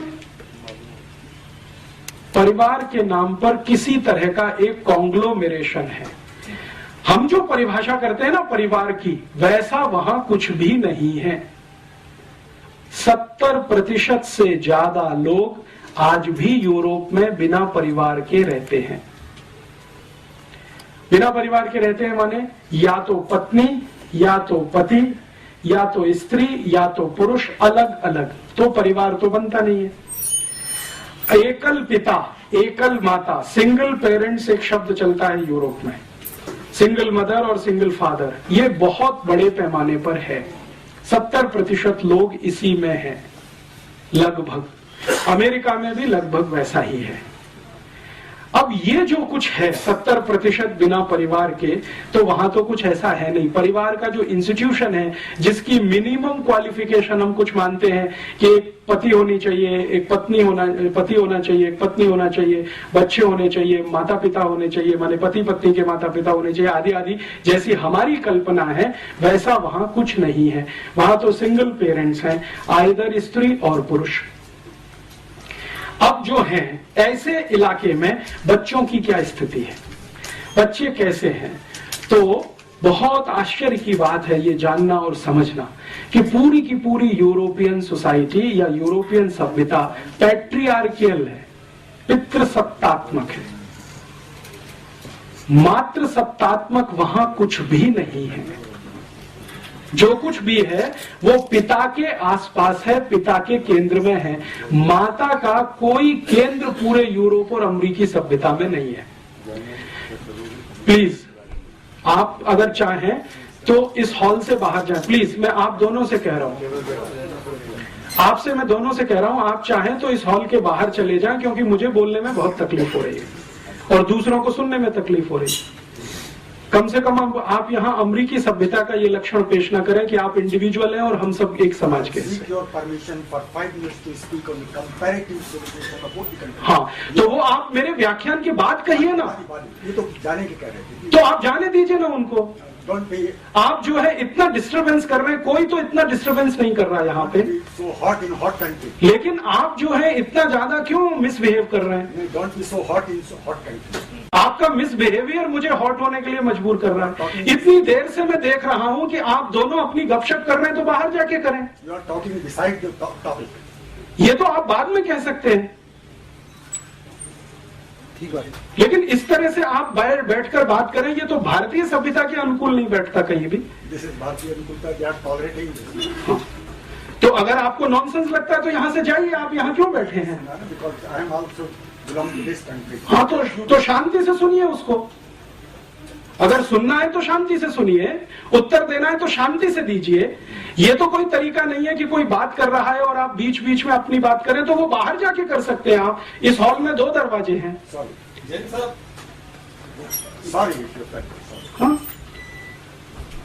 Sorry but talk to the topic. वो आपकी ओपिनियन हो सकती है, सबकी नहीं है वो। यदि आपको रुचि नहीं है तो जाइए ना। आप बहस बहुत कर रहे हैं, डिस्टर्ब मत करिए। आप सबको डिस्टर्ब किए जा रहे हैं। क्या मतलब? चलिए सर, आप बोलिए। मैं उनकी जो प्राइवेट लाइफ में परिवार की बात कर रहा था। परिवार जैसा कुछ बन नहीं पाया है आज तक। सिंगलटन सब कुछ है, एक माता है, एक पिता है और उसके साथ बच्चे चाहे तो हैं, नहीं तो ऑर्फेनेज में है। ज्यादातर इस तरह की स्थिति है। तो परिवार की जैसी हमारी कल्पना है वैसा कुछ नहीं है। हम जब अपनी शब्दों को इस्तेमाल करते हैं तो कल्पना भी उसके साथ हमारी ही जुड़ती है। जैसे हम कहते हैं ना यूरोपियन परिवार, तो परिवार की हमारी परिभाषा वहां बैठती नहीं है। उनकी जो परिभाषा है उसमें वो एकल परिवार भी परिवार माना जाता है। मैं कहना ये चाहता हूँ, उनके यहाँ अकेली कोई माँ अपने बच्चे के साथ रहती है तो वो परिवार ही माना जाता है। अकेला पिता अपने बच्चे के साथ रहता है तो परिवार ही माना जाता है। भारत में वो मान्यता नहीं है। भारत में तो माता पिता साथ में रहते हैं, बच्चे उनके साथ में हैं, और सिर्फ माता ही पिता नहीं, उनके साथ दादा दादी भी है, नाना नानी भी है, चाचा चाची भी है, मौसा मौसी भी है, मामा मामी भी है। ये भी है तो हमारे परिवार का अंग बनता है। और इसी परिवार का एक बड़ा हिस्सा कुटुंब होता है, कुटुंब का बड़ा हिस्सा कुल हो जाता है, कुल का बड़ा हिस्सा वंश हो जाता है, और वो आगे आगे बढ़ता चला जाता है। शुरू यहां से होता है हमारे यहाँ परिवार, लेकिन उनके यहाँ इस तरह का है नहीं। तो हम जब यूरोपियन परिवार या अमेरिकन परिवार कहना शुरू करते हैं तो गफलत वहीं पे हो जाती है। हम हमारे शब्दों को उनकी सभ्यता में जब फिट करने की कोशिश करते हैं तो उसमें कंफ्यूजन बहुत हो जाता है। तो अपने शब्दों को अपनी सभ्यता तक सीमित रखकर उनके शब्दों को इस्तेमाल करें तो अच्छा है। तो उनका शब्द है फैमिली। फैमिली माने परिवार नहीं होता। जो मैं ध्यान में लाना चाहता हूं वो ये, जब हम भाषांतर करते हैं तो बहुत बड़ा नुकसान करते हैं अपने साथ। जैसे भारत में हमने भाषांतर कर दिया, रिलीजन माने धर्म कर दिया। अब रिलीजन बिल्कुल अलग है। प्लेटो की जो डेफिनेशन है रिलीजन की, वो हमारे धर्म पर फिट ही नहीं बैठती कहीं। हम जब धर्म की बात करते हैं तो ये है कि जो धारण कर सके, धारण करने योग्य है, वो सब कुछ धर्म है। उनके यहाँ ये कहीं है ही नहीं, पूरी फिलॉसफी में नहीं है। धारण करने योग्य वहां कुछ है ही नहीं जिसे वो कहें। वो रिलीजन को क्या मानते हैं? आपने तिलक ऐसे लगाया, ऐसे लगाया, घंटा ऐसे बजाया, वैसे बजाया, अगरबत्ती लगाई कि मोमबत्ती जलाई, केक काटा के, ये उनके यहाँ सब कुछ रिलीजन में काम आता है कहने के लिए। हमारे यहाँ तो ये रिलीजन से बहुत दूर तक का इसका वास्ता नहीं है। इसको तो हम कर्म कांड के रूप में कहते हैं। धर्म तो बिल्कुल अलग है, कर्मकांड तो बिल्कुल अलग है। हम एक संप्रदाय वाले हैं तो हम एक तरह के कर्मकांड करेंगे, एक दूसरे संप्रदाय वाले दूसरे तरह का कर्मकांड करेंगे। दक्षिण में आप चले जाइए, कई लोग ऐसे हैं जो इस तरह से तिलक लगाते हैं, कई लोग ऐसे हैं जो इस तरह से तिलक लगाते हैं, लेकिन वो रिलीजन का हिस्सा नहीं है हमारे यहाँ, वो हमारे यहाँ कर्मकांड का हिस्सा है। तो उनके यहाँ का रिलीजन हमारे यहाँ का धर्म नहीं है, उनके यहाँ की फैमिली हमारे यहाँ का परिवार नहीं है। हमने क्या किया है, भाषा की सहूलियत के लिए भाषांतर के रूप में इन शब्दों को इस्तेमाल करना शुरू किया है, और उससे बहुत कुछ गलतियां हम करते हैं और वो हमारी उन गलतियों पे हंसते हैं। हम जब फैमिली प्लानिंग की बात करते हैं ना, तो हमारे यहाँ तो फैमिली है नहीं, उसको प्लान क्या करें। उनके यहाँ फैमिली है तो उसको प्लान करना है। हमारे यहाँ तो परिवार है, उनके यहाँ तो परिवार नहीं है, फैमिली है। तो फैमिली प्लानिंग पूरा एक पॉलिसी के रूप में जब इस देश में चले तो हास्यास्पद ही दिखाई देता है। परिवार के बारे में बात करें तो कुछ समझ में आती है। तो कई बार क्या होता है कि शब्द उनके हम ले लें और अपने हिसाब से भाषांतर करके इस्तेमाल करें, वो तो उनके यहाँ फैमिली है, परिवार नहीं है, हमारे यहाँ परिवार है, उनके यहाँ नहीं है, तो अब दोनों अलग अलग हैं। और मैं जो कहना चाहता हूं इसमें कोई ऊंचा नीचा की बात नहीं है, वो अलग है, हम अलग हैं। जैसे कई बार ये कहते हैं ना, यूरोप की सभ्यता में, भारत की सभ्यता में बहुत कुछ कॉमन है। ऐसा कुछ भी नहीं है जो कॉमन है। अगर कुछ है तो वो जबरदस्ती से किया हुआ है। जैसे वहां का पिज्जा आ गया, बर्गर आ गया और हमने खाना शुरू कर दिया तो कॉमन हो गया, या वहां से पेप्सी कोक आ गया, हमने पीना शुरू कर दिया तो कॉमन हो गया। वो सभ्यता का अंग नहीं है, वो नकल किया हुआ एक हिस्सा है। चाउमीन वहां से आ गया, हमने खाना शुरू कर दिया सिवई के स्थान पर, तो वो अंग नहीं बनता सभ्यता का। तो कॉमन है ऐसा कुछ होता नहीं है। किसी भी सिविलाइजेशन में, कोई भी सभ्यता में, दुनिया में आप जाइए, कुछ भी कॉमन नहीं होता है, नहीं तो सभ्यता ही नहीं बनती है। सभ्यताएं बनती ही इसलिए हैं कि वहां कुछ अलग है, यहां कुछ अलग है, और संस्कृति उसका एक छोटा सा हिस्सा होती है। सभ्यता कुछ बड़ी चीज है, संस्कृति उसमें छोटा सा कुछ हिस्सा जैसा है। सभ्यता और संस्कृति का अगर अंतर समझना चाहें तो भारत के हिसाब से, यूरोप में तो ये अंतर भी नहीं है, यहां के हिसाब से मैं एक उदाहरण आपको देता हूं। आपको अगर मैं ये कहूं कि कोई माँ है या बहन है, वो बंगाली तरह से साड़ी पहने हुए है, तो तुरंत आपके दिमाग में कोई पिक्चर घूमता है। बंगाली तरीका क्या है साड़ी पहनने का? कुछ है। फिर इसी तरह से मैं कहता हूं कोई एक माँ है, बहन है, वो आसामी तरीके से कोई साड़ी पहनी हुई है, तो तुरंत आपके दिमाग में एक पिक्चर बनता है कि आसामी तरीका कोई है साड़ी पहनने का। फिर मैं कहता हूं कोई गुजराती तरीके से माँ और बहन साड़ी पहनकर खड़ी हुई है, तो तुरंत आपके दिमाग में कोई एक इमेज आती है, एक तरीका है गुजराती साड़ी पहनने का। फिर वो पंजाबी है। तो ऐसे अगर 8-10 राज्यों के मैं नाम लूं और आपसे कहूं कि देखो ये गुजराती साड़ी है, ये मराठी साड़ी है, ये बंगाली है, ये आसामी है, ये मणिपुरी है, ये आदि आदि इस तरह की साड़ियां हैं, तो ये जो अलग अलग तरीके हैं साड़ियों को पहनने के, ये है संस्कृति, और ये जो साड़ी है वो है सभ्यता। तो सभ्यता और संस्कृति का जो अंतर है वो कुछ इस तरह का है। सिविलाइजेशन है साड़ी, और तरीके जो उसको पहनने के हैं वो है हमारी संस्कृति। तो भारतीयता में, सभ्यता और संस्कृति में जो परिवार की बात है वो में कुछ अलग तरीके की, हमारी उनकी अलग तरीके की। तो अब उनकी जो फैमिली है वो कैसी है? फैमिली ये है कि पैट्रियार्कियल, मैंने आपसे कहा, पिता है वो सर्वोच्च है, और पिता की हैसियत जज के जैसी है। माने एक बार उसने कोई फैसला सुना दिया, वो सुप्रीम है, वो रिकंसीडर नहीं होता। लगभग 2000 साल पूरे यूरोप में सन 1950 से लेकर पहली शताब्दी तक यूरोप के सभी परिवारों में पिता सर्वोच्च है, 1950 तक।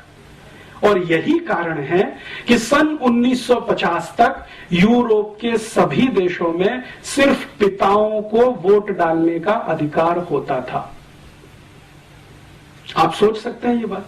अमेरिका में 1950 तक, ब्रिटेन में सन 1950 तक, यूरोप के देशों में लगभग 1950 तक सिर्फ पुरुष ही वोट डाल सकता था, स्त्री को वोट डालने का अधिकार नहीं, क्योंकि फैमिली में स्त्री का कोई महत्व नहीं। पितृसत्तात्मक सत्ता, पैट्रियार्कियल जिसको हम कहते हैं, उनके शब्दों में वो है। और इससे भी आगे चलें तो यूरोप के दस्तावेज बताते हैं कि सन 1950 तक यूरोप और अमेरिका की किसी बैंक में महिला को खाता खोलने का अधिकार नहीं, बैंक अकाउंट ओपन करने का राइट नहीं, अप टू 1950। तो महिलाओं को वोट डालने के अधिकार मिलने चाहिए और महिलाओं को बैंक में खाता खोलने का अधिकार मिलना चाहिए। इस पर एक जबरदस्त आंदोलन शुरू हुआ फ्रांस से, और उस आंदोलन की नेत्री थी सिमोन द बोवार, और उसका सबसे बड़ा नारा था कि जो पुरुष को अधिकार है वोट देने का, बैंक अकाउंट खोलने का, संपत्ति का मालिक होने का, वो अधिकार महिलाओं को मिलना चाहिए। और ये आंदोलन बहुत लंबे समय तक चला। ज्यों पाल सार्त्र, जो बहुत बड़ा फिलोसोफर माना जाता है फ्रांस का और अभी यूरोप का, सिमोन द बोवार जो उसकी सहयोगी थी, इन लोगों ने मिलकर ये बहुत बड़ा कैंपेन स्टार्ट किया, जिसको फेमिनिज्म माना जाता है या फेमिनिज्म मूवमेंट कहा जाता है। स्त्री मुक्ति आंदोलन जैसा हम उसका भाषांतर भारत में करते हैं। स्त्री को मुक्ति किससे? इस व्यवस्था से जिसमें उसको वोट देने का अधिकार नहीं है, बैंक अकाउंट खोलने का अधिकार नहीं है, संपत्ति का अधिकार नहीं है। जो अधिकार है वो सब पुरुष को है, पिता को है, मां को तो कोई अधिकार नहीं। और इसमें इंटरेस्टिंग बात जो समझने की है, जो आसानी से डाइजेस्ट नहीं होती, जो प्लेटो अपनी किताब में लिखता है, वो कहता है कि बच्चे का पैदा होना भी मां के अधिकार में नहीं है, वो पिता का ही अधिकार है। अर्थात कोई गर्भ में बच्चा आ गया है तो उसको पैदा होना है या नहीं वो पिता तय करेगा, मां तय नहीं कर सकती। जन्म देना है नहीं देना है उसके पति पर निर्भर है, पत्नी कुछ उसमें हाँ ना नहीं कह सकती, ये अधिकार नहीं है। और रूसो जो मॉडर्न फिलोसोफर माना गया है, उसके 5 बच्चे हुए, पांचों के बारे में वो अपनी ऑटोबायोग्राफी में लिखता है कि मेरा फैसला था, पत्नी का नहीं। और फिर उसको कहा गया कि ये गलत है या सही है, तो उसने कहा 2000 साल की परंपरा है और मैंने उसको निभाया।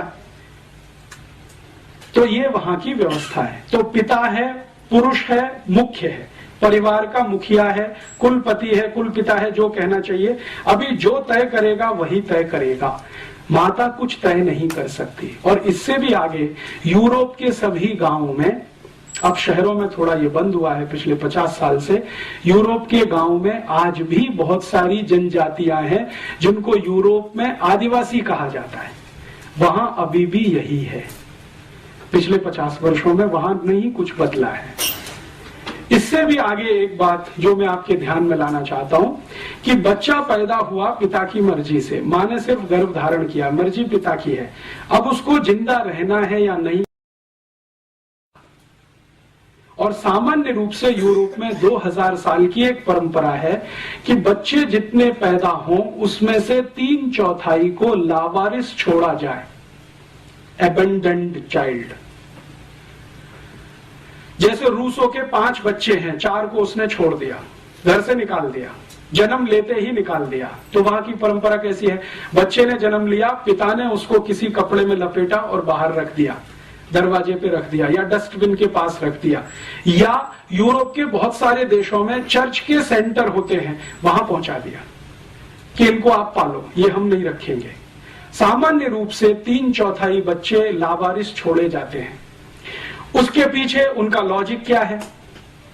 प्लेटो ये कहता है कि बच्चों को पालना अपने वैयक्तिक जीवन में खलल पैदा करने जैसा है। ये प्लेटो की ओपिनियन है, इसलिए व्यक्तिगत जीवन में खलल नहीं होना चाहिए। और प्लेटो की परिभाषा में व्यक्तिगत जीवन सिर्फ इंद्रिय सुख के अलावा कुछ नहीं है। This is the statement of Plato. इंद्रिय सुख, शरीर सुख, यही सबसे ऊंचा है, बाकी सब इसके नीचे है। और इंद्रिय सुख और शरीर सुख लेने में बच्चे सबसे बड़ी बाधा है, इसलिए घर में नहीं, आप छोड़ दो उनको, पैदा हुए तो छोड़ दो।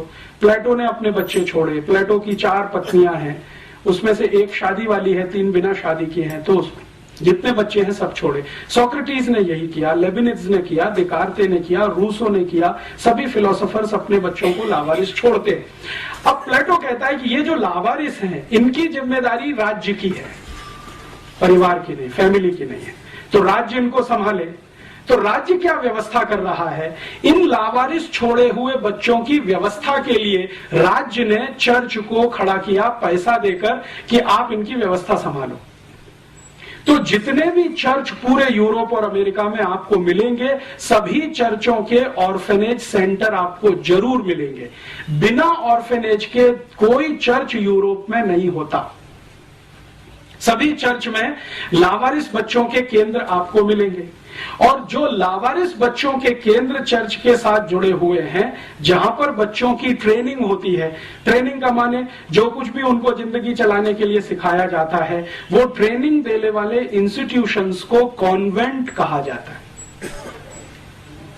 कॉन्वेंट अर्थात लावारिस बच्चों के लिए बनाया गया इंस्टीट्यूट, जिन बच्चों को उनके माता पिता ने छोड़ दिया है, जो पल रहे हैं चर्च की तीमारदारी में।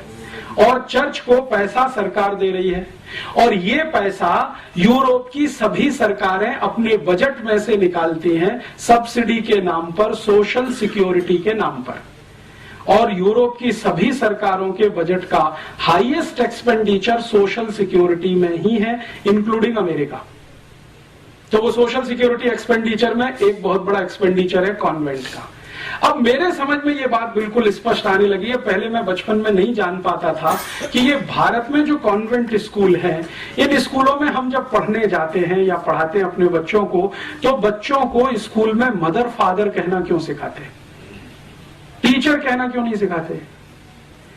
जैसे भारत में बहुत सारे कॉन्वेंट है ना, उसका प्रिंसिपल फादर है, या तो कोई मदर है, या तो कोई सिस्टर है, या तो कोई ब्रदर है, टीचर कोई नहीं है वहां पे।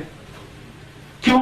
क्योंकि यूरोप में तो कॉन्वेंट स्कूल है ही लावारिस बच्चों के लिए, जिनके मदर फादर का पता नहीं है। तो किसी तरह मदर फादर की थोड़ी अनुभूति हो सके, इसके लिए वो अपने यहां मदर फादर ब्रदर सिस्टर सिखाते। हमने जैसे का तैसा कॉन्वेंट का ढांचा वहां से आयात कर लिया, या जबरदस्ती हमारे ऊपर ठोक के बिठा दिया अंग्रेजों ने, जो भी कहना हो। वो अभी भारत में वैसे ही चलता है जैसे यूरोप में चलता है। भारत के जयपुर के किसी भी कॉन्वेंट स्कूल में आप चले जाइए, बच्चे को फादर ही कहलवाएंगे वहां के प्रिंसिपल को, कि ये फादर है जो लंबा चोगा पहन के है, और वो सिस्टर है, या तो वो मदर है, या तो वो ब्रदर है। कोई टीचर नहीं है, क्योंकि वहां नहीं है तो यहां भी नहीं। अब इससे भी ज्यादा इंटरेस्टिंग एक बात मैं आपसे और कहता हूं, तब आपको और समझ में आएगा कि हमारी मूर्खताएं क्या हैं, हमारी अपनी। ये जो मदर फादर नहीं है, जिन बच्चों के जो कॉन्वेंट में वहां पढ़ते हैं, उन बच्चों को जो ट्रेनिंग देने वाले इंस्टीट्यूट्स हैं, उन ट्रेनिंग देने वाले इंस्टीट्यूट्स में एक डिनोमिनेशन है या एक नामकरण है अकेले कुछ ऐसे बच्चों का जिनको बास्टर्ड कहा जाता है, लिटरली कहा जाता है। यूरोप में बहुत सारे बच्चे हैं जिनको बास्टर्ड कहा जाता है। बास्टर्ड कौन है? बास्टर्ड वो हैं जिनके माता पिता नहीं है, और जिनके माता पिता हैं वो नहीं है बास्टर्ड। माने जिनके परिवार हमारे जैसे हैं, अगर हम कल्पना करें, उनके यहां पैदा हुए बच्चों को बास्टर्ड नहीं कहा जाएगा कभी भी। बास्टर्ड वही है जिनके माँ बाप का पता नहीं है, और जो बास्टर्ड हैं वो नागरिक नहीं है और हो नहीं सकते। सिटीजनशिप उनको नहीं मिलेगी। सिटीजनशिप किसको मिलेगी? जिनके माता पिता हैं और उनकी अपनी फैमिली है, वो बच्चे ही सिटीजन होंगे। जिनके माता पिता का पता नहीं है, ऑर्फेनेज में बड़े हैं, कॉन्वेंट में पढ़े हैं, उनको नागरिकता नहीं है। और आपको सुनकर आश्चर्य होगा, 1935 तक इंग्लैंड में और यूरोप में कॉन्वेंट पढ़े हुए किसी भी बच्चे को नागरिकता नहीं मिली। कई लोगों को तो संघर्ष करना पड़ा नागरिकता के लिए। मैं आपको एक नाम बताता हूं। रोम में एक राजा हुआ क्लॉडियस, बड़ा राजा है, बहुत बार उसकी चर्चा है यूरोपियन हिस्ट्री में। क्लॉडियस बास्टर्ड है, और उसको राजा होने के रास्ते में सबसे बड़ी रुकावट यही है, उसको बास्टर्ड होना। तो वो क्या करता है, उसको राजा होना है, वो जानता है कि मेरे अंदर कुछ काबिलियत है, मैं मारपीट कर सकता हूं, गुंडागर्दी कर सकता हूं, किसी को जीत सकता हूं, किसी को हरा सकता हूं। तो इस तरह की काबिलियत उसको लगती है अपने में, तो राजा होने की मन में कल्पना है। तो अब उसको रास्ता कैसे क्लियर करे? तो क्लॉडियस ने क्या किया है, अपने आप को किसी फैमिली में दत्तक करवाया। दत्तक लेने की परंपरा वहां पुरानी है, तो दत्तक करवाया, उस परिवार का नाम उसको मिला, तब उसको सिटीजनशिप मिली रोम की, और तब वो राजा बना। And the same case is Nero. Nero के बारे में हम सब कहते हैं ना, और एक हमारे यहाँ मुहावरा इस्तेमाल होता है कि रोम जल रहा था और नीरो बांसुरी बजा रहा था। तो वो नीरो भी इसी रास्ते से गया राजा होने तक। माने राजा होने के लिए नागरिक होना है, नागरिक होने के लिए माता पिता होना है। अगर आपके माता पिता नहीं है तो राजा होने की स्थिति नहीं है, तो आपको कहीं दत्तक होना पड़ेगा, किसी बड़े परिवार का दत्तक होना पड़ेगा, फिर आप उस रास्ते पर जा सकेंगे। ये उनकी परिवार की व्यवस्था है। अभी भारत में देखें, भारत में आजादी के पहले से और पिछले 2-5 हजार साल तक जितनी कल्पना हमारी दूर तक जाती हो, रामचंद्र जी के जमाने तक जाती हो, कृष्ण के जमाने तक जाती हो, उसके पहले तक कहीं कल्पना जाती हो, तो परिवार में बच्चे का होना मां के ऊपर निर्भर है। भारत में बिल्कुल उल्टा है। मां चाहेगी तो बच्चा होगा, नहीं तो नहीं होगा। ये हमारे यहाँ की व्यवस्था है। और भारत में आज भी जिनको हम आदिवासी और वनवासी कहते हैं, आप वहां चले जाइए, पूरी सोसाइटी मैट्रियार्कियल है, मात्र सत्तात्मक है। नॉर्थ ईस्ट में आप जाएंगे, आसाम के ऊपर कहीं भी, नागालैंड, मिजोरम, मणिपुर, त्रिपुरा, सिक्किम, वहां आपको सब कुछ दिखाई देगा मां के इर्द गिर्द घूमता हुआ। और उनसे जब हम बात करते हैं तो वो कहते हैं हाँ, ये तो हजारों साल की परंपरा है हमारी। और नॉर्थ ईस्ट में आपको सुनकर आश्चर्य होगा, शादी होकर बेटी घर से नहीं जाती है, लड़का घर में आता है। ये भारत की उन सभी समाजों में है जिनको दुर्भाग्य से हम शेड्यूल्ड ट्राइब्स कहते हैं। शादी होकर बेटी नहीं विदा होती है, लड़के को घर में लाया जाता है दामाद बनाकर, और संपत्ति की मालिक लड़की होती है, लड़का नहीं होता है। यूरोप में स्त्री को संपत्ति का कोई अधिकार 1950 तक नहीं है, उसके बाद आया है, जिसको मॉडर्न यूरोप कहा जाता है, उसमें आया है। यहां तो पहले से है। और यहां अगर आप इसको समझना चाहें कि भारत की सारी व्यवस्थाएं मां के इर्द गिर्द घूमती हैं, घर के सारे बड़े फैसले माताएं करती हैं इस देश में, भले वो लंबा घूंघट निकाल के बैठी हो, इससे कोई फर्क नहीं पड़ता। मैंने राजस्थान में क्या, मध्य प्रदेश में क्या, भारत के उत्तर में क्या, कहीं भी देखा है, छोटे छोटे गांव में देखा है, लंबा घूमट निकाले हुए महिलाएं घर के फैसले लेती हैं। एक बार ऐसे एक बहुत महत्वपूर्ण केस में मुझे अनुभव हुआ। मेरा एक दोस्त है, वो अपनी बहन की शादी करने के लिए एक गांव में गया, पश्चिमी उत्तर प्रदेश में। तो जिस घर का लड़का था वहां पर हम बैठे, तो उनकी माँ, लड़के की माँ, लंबा घूंघट निकाल के बैठी थी। तो लड़के के पिता भी वहीं बैठे थे, लड़का भी बैठा था। तो हम सब बात कर रहे थे कि देखो लड़की ऐसी है, ऐसी है, ऐसी है, आपको मंजूर है? तो पिता ने तुरंत हाँ बोला, लड़के ने हाँ बोला। वो जो माँ लंबा घूंघट निकाल के बैठी थी, उसने कहा बस इतने में पिता उठ गया, लड़का उठ गया, अंदर गए और बाहर आके कहा कि शादी नहीं हो सकती। क्यों? हमने कहा भाई क्या कमी है? तो कहा हमारी माता जी ने पहले एक लड़की पसंद कर रखी है, बस फैसला तो उन्हीं का है। तो हम ये जो कई बार गालियां देते हैं ना, हमारी महिलाएं तो अशिक्षित हैं, अनपढ़ हैं, घूंघट निकाल के बैठी, फैसला वही करती हैं। महत्व जो है ना वो फैसले का है, पिता फैसले नहीं करता। पिता की भूमिका तो व्यवसाय तक इस देश में सीमित है, घर की भूमिका पूरी तरह मां के हाथ में है। तो यहाँ का जो परिवार है वो मात्र सत्तात्मक है, और जब मात्र सत्तात्मक है तो उसमें संबंध तो बहुत दूर तक होते हैं, क्योंकि मां तो संबंध की शुरुआत है, संबंध ही पहला बनता है वो मां का है। तो मां से निकलते हुए फिर संबंध चलते हैं, और संबंध चलते हैं तो परिवार और कुल और वंश बड़े होते हैं। तो हमारे यहाँ जो परिवार की कल्पना है उसके केंद्र में मां है। वो राम का देख लो, कृष्ण का देख लो, या और वसुदेव का देख लो, या भारत में चंद्रगुप्त विक्रमादित्य का देखना हो तो देख लो, हर्षवर्धन का देखना हो तो देख लो, या चाणक्य का देखना हो तो देख लो, किसी का भी देख लो, सभी के केंद्र में मां है। और ये जितने महान लोग जिनको हम बार बार नमन करते हैं, याद करते हैं, उनसे पूछो कि भाई आप अपने जीवन में सबसे ज्यादा आभारी किसके प्रति हैं, तो वो कहते हैं हमारी मां के प्रति आभारी है। वो है तो हमको ये संस्कार है, नहीं होती तो शायद ये नहीं होता। तो संस्कार देने का काम मां। भारत की सारी कविताओं के केंद्र में मां है, जो बच्चों को सिखाई जाती है बचपन से लेके और दूर तक। माने स्त्री हमारे केंद्र में है, महिला हमारे केंद्र में है, मां हमारे केंद्र में है। तो मां के केंद्र होने से परिवार की व्यवस्था कुछ इस तरह की है, मात्र सत्तात्मक है। और भारत में ये कभी नहीं रहा अमेरिका और यूरोप के जैसा, जैसे वहां वोट देने का अधिकार नहीं, बैंक अकाउंट खोलने का अधिकार नहीं। आप जानते हैं कि इस भारत में माताओं ने ऋग्वेद की ऋचाएं लिखी हैं, यजुर्वेद की ऋचाएं लिखी हैं, सामवेद की ऋचाएं लिखी हैं। उपनिषदों में बहुत सारा कंट्रीब्यूशन माताओं का है। मेरे एक परिचित हैं, आर्य समाजी हैं, बहुत बड़े वेद के प्रकांड पंडित हैं। मैंने उनसे एक दिन पूछा कि वेद में कुल कितनी ऋचाएं हैं और उसमें से कितनी महिलाओं की हैं, तो उनका 37 से 40% महिलाओं की लिखी हुई है। और उनके अलग अलग नाम हैं जो हम जानते हैं अलग अलग समय पर। तो वेद रचती हैं महिलाएं, उपनिषद रचती हैं महिलाएं, तो केंद्र में तो रही होंगी।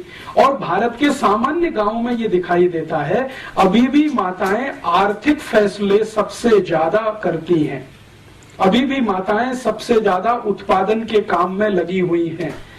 इस देश में जीडीपी का जो यूरोपियन अमेरिकन पैमाना हम छोड़े और भारतीय पैमाना कोई बनाए तो हाईएस्ट जीडीपी कंट्रीब्यूशन माताओं के द्वारा ही है इस देश में। अभी तो हम यूरोपियन पैमाने से नापते हैं, तो होता क्या है कि भारत में माताओं का उत्पादन छोड़कर जो कुछ भी इस देश में है वो सब जीडीपी में आता है। लेकिन माताओं का उत्पादन हमने कभी जीडीपी में लाया नहीं, क्योंकि नकल हमने उनकी कर रखी है। वहां पे माताएं पापड़ बनाती हैं, चिप्स बनाती हैं, बड़ी बनाती हैं, अचार बनाती हैं, सब्जियां बनाती हैं, रोटियां बनाती हैं, वगैरह वगैरह बहुत कुछ बनाती हैं। वो जीडीपी में इंक्लूड नहीं है, क्योंकि नकल हमने वहां से की हुई है, पितृसत्तात्मक समाज से। बाकी हमारे देश में उत्पादन के सबसे बड़े तंत्र पर आज भी माताएं हैं, व्यवस्थाओं को संभालने में आज भी माताएं हैं। और हमारे भारत में तो कहा ही नहीं जाता है, बिल्कुल स्पष्ट दिखाई देता है, जिस घर में मां नहीं है वहां की रौनक नहीं है, पवित्रता नहीं है।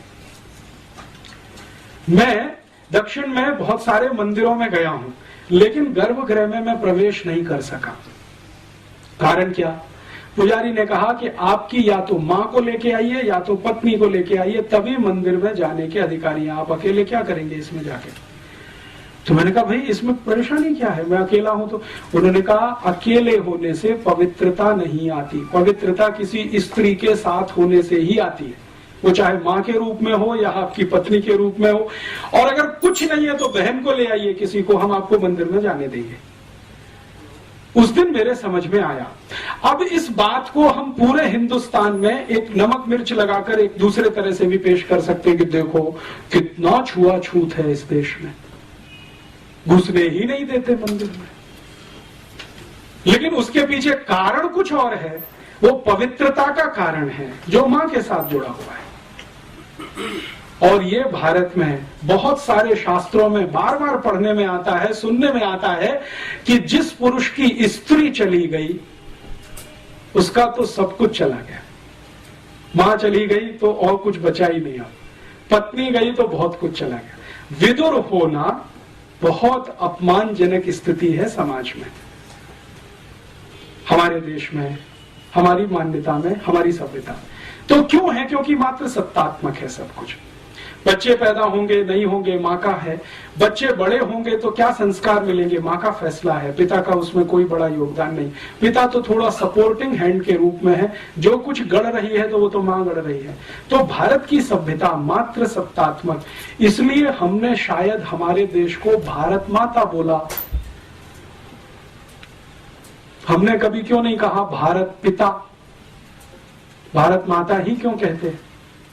क्योंकि मात्र सत्तात्मक है सब कुछ। यहां तो भारत माता ही कहेंगे। भारत शब्द तो पुल्लिंग है, लेकिन माता तो हमने लगाया है उसके साथ भी। गंगा के साथ भी माता लगा दिया, गाय के साथ भी माता लगा दिया, यमुना के साथ भी माता लगा दिया। गंगा मैया है, यमुना मैया है, गैया मैया है। ये मैया है, भले वो पुल्लिंग ही क्यों ना हो, क्योंकि मात्र सत्तात्मक है सब कुछ। तो अब हम मात्र सत्तात्मक समाज में रहने वाले लोग पितृ सत्तात्मक समाज के लोगों की नकल करें तो अल्टीमेटली क्या निकलेगा? आपको अपने स्थान बदलने पड़ेंगे और उसमें से तो बहुत कुछ घालमेल होगा। तो अभी मैं आपको इस उदाहरण को और थोड़ा स्पष्ट करता हूं कि हम भारत में विदेशी टीवी चैनलों को आज देखते हैं। तो जितने भी विदेशी टीवी चैनल हैं, जैसे स्टार प्लस आया है, CNN है, ATN है, प्राइम स्टार है, प्राइम स्पोर्ट्स है, वगैरह वगैरह, इन सभी टीवी चैनलों पर कुछ सीरियल्स आते हैं और उन सीरियलों को भारतवासी देखते हैं और दिखाते भी भारतवासी हैं, लेकिन उनके प्लॉट सभी अमेरिका और यूरोप से आते हैं। भारत में स्टार प्लस पे सबसे ज्यादा सीरियल दिखाने वाली एक लड़की है जिसका नाम है एकता कपूर, उसके सबसे ज्यादा सीरियल आते हैं। सौभाग्य से एक बार मुझे उससे बात करने का मौका मिला मुंबई में। तो मैंने उससे एक ही सवाल पूछा कि आपके जितने भी सीरियल हैं, सास भी कभी बहू थी, घर घर की कहानी, तेरी मेरी कहानी, इसकी कहानी, उसकी कहानी, ये सब सीरियल के प्लॉट्स कहां से आते हैं, कहानी कहां से आती है? तो मैंने कहा this is all imported. Plot तो सभी अमेरिका से हैं, यूरोप से आए हैं, कहानी सब वहां से आई है, उसमें हमने भारतीय पात्रों को फिट करने की कोशिश की है। तो मैंने कहा अब मुझे समझ में आ गया कि आपके सभी सीरियल में माताओं को ही सबसे ज्यादा गालियां क्यों दी जाती है। सास भी कभी बहू थी, आप अगर इस सीरियल को ध्यान से देखें तो इस सीरियल की सभी स्त्री पात्र या माताएं पात्र सबसे ज्यादा दुर्भावना का शिकार है। ऐसे ही कसौटी जिंदगी की या कहानी घर घर की, कोई भी सीरियल देखें, ये सभी सीरियलों को मैं देख नहीं पाता हूं, लेकिन इनकी स्टोरी जरूर पढ़ता हूं मैं, कभी अखबार में आती है, कभी मैगजीन में। तो उन सब सीरियलों में एक माता दूसरे के खिलाफ षड्यंत्र कर रही है, दूसरी तीसरे के खिलाफ, तीसरी चौथी के खिलाफ, ननद भाभी के खिलाफ, भाभी ननद के खिलाफ, माता जो है किसी और के, इसी तरह के षड्यंत्र षड्यंत्र षड्यंत्र माताओं के बीच में सबसे ज्यादा, पुरुषों में कुछ कम, क्योंकि ये सब इंपोर्टेड प्लॉट्स हैं, यूरोप से आए हैं अमेरिका। तो वहां तो माता तो कुछ है नहीं, तो उसके खिलाफ षड्यंत्र भी हो तो कोई महत्व की बात नहीं है। यहां तो बहुत कुछ उसी पर निर्भर है, लेकिन हमने चूंकि आयातित किया हुआ है, उसको हिंदुस्तान का थोड़ा मिर्च मसाला लगा के पेश किया हुआ है, तो सभी सीरियल उसी तरह के दिखाई देते हैं इस देश में। चूंकि हम अगर अपनी सभ्यता को ध्यान में रख के कोई सीरियल बनाएं और अपनी मान्यताओं को ध्यान में रख के बनाएं, तो इसके बिल्कुल विपरीत बनेंगे जो आज हम देख रहे हैं या दिखाए जा रहे हैं। अच्छा, मैंने जब इनको कहा कि एकता कपूर को कि आप कोई भारतीय मान्यताओं के आधार पर भी, तो उनका आप प्लॉट बना के दे दीजिए, हमारी दिमाग में तो आता नहीं है, क्योंकि हमने तो जो पढ़ा लिखा है वो सब कुछ इसी तरह का है, मॉडर्निज्म का, यूरोपियनिज्म का, अमेरिकनिज्म। एकता कपूर यूरोप में पढ़ के आई है, थोड़े दिन अमेरिका में रह के आई है, तो वो कहती है कि ज्यादा कुछ हम जो देखते रहे वो यहाँ पे बनाते रहे। तो इस तरह का होता है, जब आप अंधानुकरण करते हैं, बिना सोचे समझे नकल करते हैं, तो इस तरह का उसमें से कुछ निकलता है। फिर हम अपना सिर पीटते हैं, अरे हमारी संस्कृति का नाश हो रहा है, सभ्यता का नाश हो रहा है। वो तो होगा ही, क्योंकि बिना सोचे समझे तो आप ये सब कर ही रहे हैं। कोई विचार तो होता नहीं, कोई बहस तो होती नहीं, कोई मुहाविसा तो होता नहीं इस देश में, ऐसे ही चलता जाता है। तो एक मात्र सत्तात्मक समाज हमारा, एक पितृ सत्तात्मक समाज उनका। अब कौन अच्छा कौन बुरा इसमें नहीं जाना चाहिए, वो अलग हम अलग। अब अलग अलग मान्यता और सभ्यता के लोग अलग अलग मान्यता और सभ्यता के ही कार्य करेंगे, तभी कुछ अच्छा होगा, नहीं तो उसमें से कुछ खराब ही निकलेगा। घालमेल करेंगे, फ्यूजन करेंगे तो खिचड़ी बनेगा। इस तरह का यूरोप और अमेरिकन समाज है। इसमें और भी बहुत सारी बातें हैं, जैसे उदाहरण के लिए एक बात यह है कि ये जो लावारिस बच्चे हैं, फिर ये कहां जाते हैं अंत में, यूरोप में, तो ये अंत में गुलाम बन के काम में आते हैं। कॉन्वेंट से जो बच्चे निकलते हैं वो सब गुलाम बनते हैं। और आप जानते हैं कि गुलामी प्रथा, दास प्रथा यूरोप का लंबे समय तक चला हुआ बहुत बड़ा अभियान रहा है, जिसको यूरोप और अमेरिका की किसी भी समाज ने आज तक ये नहीं कहा कि ये पूरा खराब था। वो कहते हैं इसमें थोड़ा सुधार करके अच्छा था, इंक्लूडिंग जॉर्ज बुश। यहां तक आके जॉर्ज बुश प्लेटो की मान्यता को ही आगे बढ़ाता है, जब वो एक वक्तव्य देता है कि न्यू ऑरलिन्स में आया भूकंप, अभी आया ना, पानी का जलजला समुद्री, तो न्यू ऑरलिन्स का एरिया उसने 6-7 दिन तक नेग्लेक्ट रखा। लोग मरते रहे, कटते रहे, पिटते रहे, आर्मी नहीं भेजी, सहायता नहीं भेजी, और अंत में कहा वो गुलाम थे, सब दास लोग थे, ब्लैक्स थे, क्या करना उनके लिए। और थोड़े दिन के बाद उसी तरह का तूफान और जलजला उस एरिया में आया अमेरिका में, जहां उनका सबसे बड़ा सेंटर है केप कैनेवरल, और वहां से उनके रॉकेट और वो सब छोड़े जाते हैं, और अमेरिका का सबसे अमीर इलाका है। वहां जैसे ही जलजला आया, 6 घंटे के अंदर आर्मी भी पहुंच गई, सामान भी पहुंच गया, सब पहुंच गया, क्योंकि वो व्हाइट्स हैं। तो ये जो ब्लैक्स एंड व्हाइट्स का है, ये तो अभी तक है, गया नहीं है। इतने सारे रिफॉर्म्स होने के बावजूद जॉर्ज बुश के दिमाग में वो कीड़ा बैठा हुआ है। अमेरिका में और यूरोप में ये लंबे समय से, हजारों साल से गुलामी की दास प्रथा, और इसी दास प्रथा में इन सब बच्चों का इस्तेमाल होता रहा है। और मजे की बात यह है कि इसको वो कभी भी खराब नहीं मानते रहे। तो वो दुनिया के जिस भी देश में गए, वहां उन्होंने यही किया, जो अपने यहाँ वो हजारों साल से कर रहे थे, दास बनाना, गुलाम बनाना और उनकी मदद से सब काम कराना। अब वहां क्या होता है कि जो भी पिता है या उनकी थोड़ी बहुत फैमिली है, उसमें बच्चा तो एक आधी है, बाकी तो ऑर्फेनेज में है। ऑर्फेनेज से लाए हुए जो बड़े गुलाम बच्चे हैं वो घर के काम में लगे हुए, तो छोटे से लेकर बड़ा काम सब गुलाम करेंगे। पिता को करने के लिए कुछ नहीं है। जैसे जूता पॉलिश करना है तो वो गुलाम करेगा, इस्त्री करना है तो गुलाम करेगा, कपड़े धोने हैं तो गुलाम धोएगा, घर को साफ करना है तो गुलाम करेगा। इस तरह की परंपराएं वहां पे हैं। माने अपने हाथ से अपना काम नहीं करना, जो करे वो छोटा है, नीचा है, और जो दूसरों से कराए वो ऊंचा है। तो वहां ऊंचे और नीचे की परिभाषा कुछ इस तरह की है। भारत में इसका बिल्कुल उल्टा है। यहां क्या है, जो अपने हाथ से अपने सारे काम करे वो ऊंचा है, और दूसरों से कराए तो वो सबसे ज्यादा शोषण कर रहा है। हम उसको गाली ही देते हैं। तो भारतीयता में क्या होता है, मैंने ऐसे इस देश के सैकड़ों करोड़पतियों को देखा है जो अपने घर में खुद झाड़ू लगा लेते हैं, अपने कपड़े खुद साफ कर लेते हैं, खुद नहा लेते हैं, खुद दांत साफ कर लेते हैं। आप कल्पना नहीं कर सकते, यूरोप में जो अमीर ज़ादे रहे हैं 1950 तक, उनके दांतों पे ब्रश भी गुलाम ही चलाते रहे, दांतों पे ब्रश। तो वो जब अमीरजादे यहाँ वॉयसराय बन के आते हैं और यहाँ जब रहना शुरू करते हैं तो यहाँ भी वही परंपरा डालते हैं। जैसे उदाहरण में हमारा राष्ट्रपति भवन, ये एक अंग्रेज वॉयसराय का घर है, तो बहुत साल तक तो अंग्रेज वॉयसराय रहा जिसको राष्ट्रपति मानते थे। तो आप अगर चले जाएं राष्ट्रपति भवन में तो ऐसे दासों की, गुलामों की फौज आपको वहां मिलेगी जिनकी संख्या 4,500 है।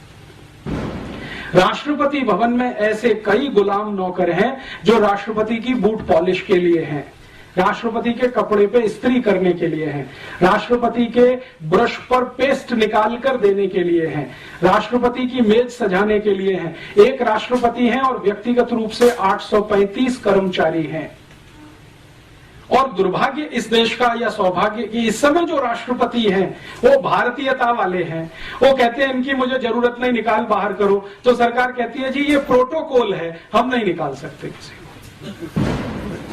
आपको मालूम है, राष्ट्रपति ने भारत सरकार के प्रधानमंत्री और गृह मंत्री को कई बार लिखकर दिया कि ये 850 गुलामों की मुझे कोई जरूरत नहीं है, मैं मेरे जूते पे पॉलिश कर सकता हूं, मेरे कपड़े मैं खुद धोता हूं, इस्त्री की मुझे आवश्यकता नहीं होती क्योंकि मैं बिना इस्त्री के कपड़े पहनता हूं, ज्यादा कपड़े मेरे पास है नहीं, 3 शर्ट है और 3 पैंट है, 2 कोट है, 2 पैंट है, इससे ज्यादा मैं रखना नहीं चाहता। एक ब्रीफ केस में मेरा सब सामान आ जाता है, कल राष्ट्रपति भवन छोड़ना पड़े तो एक ही ब्रीफ केस लेके निकलूंगा, एक ही ब्रीफ केस लेके आया हूं, इसलिए मुझे ये 835 लोगों की फौज नहीं चाहिए, हटाओ।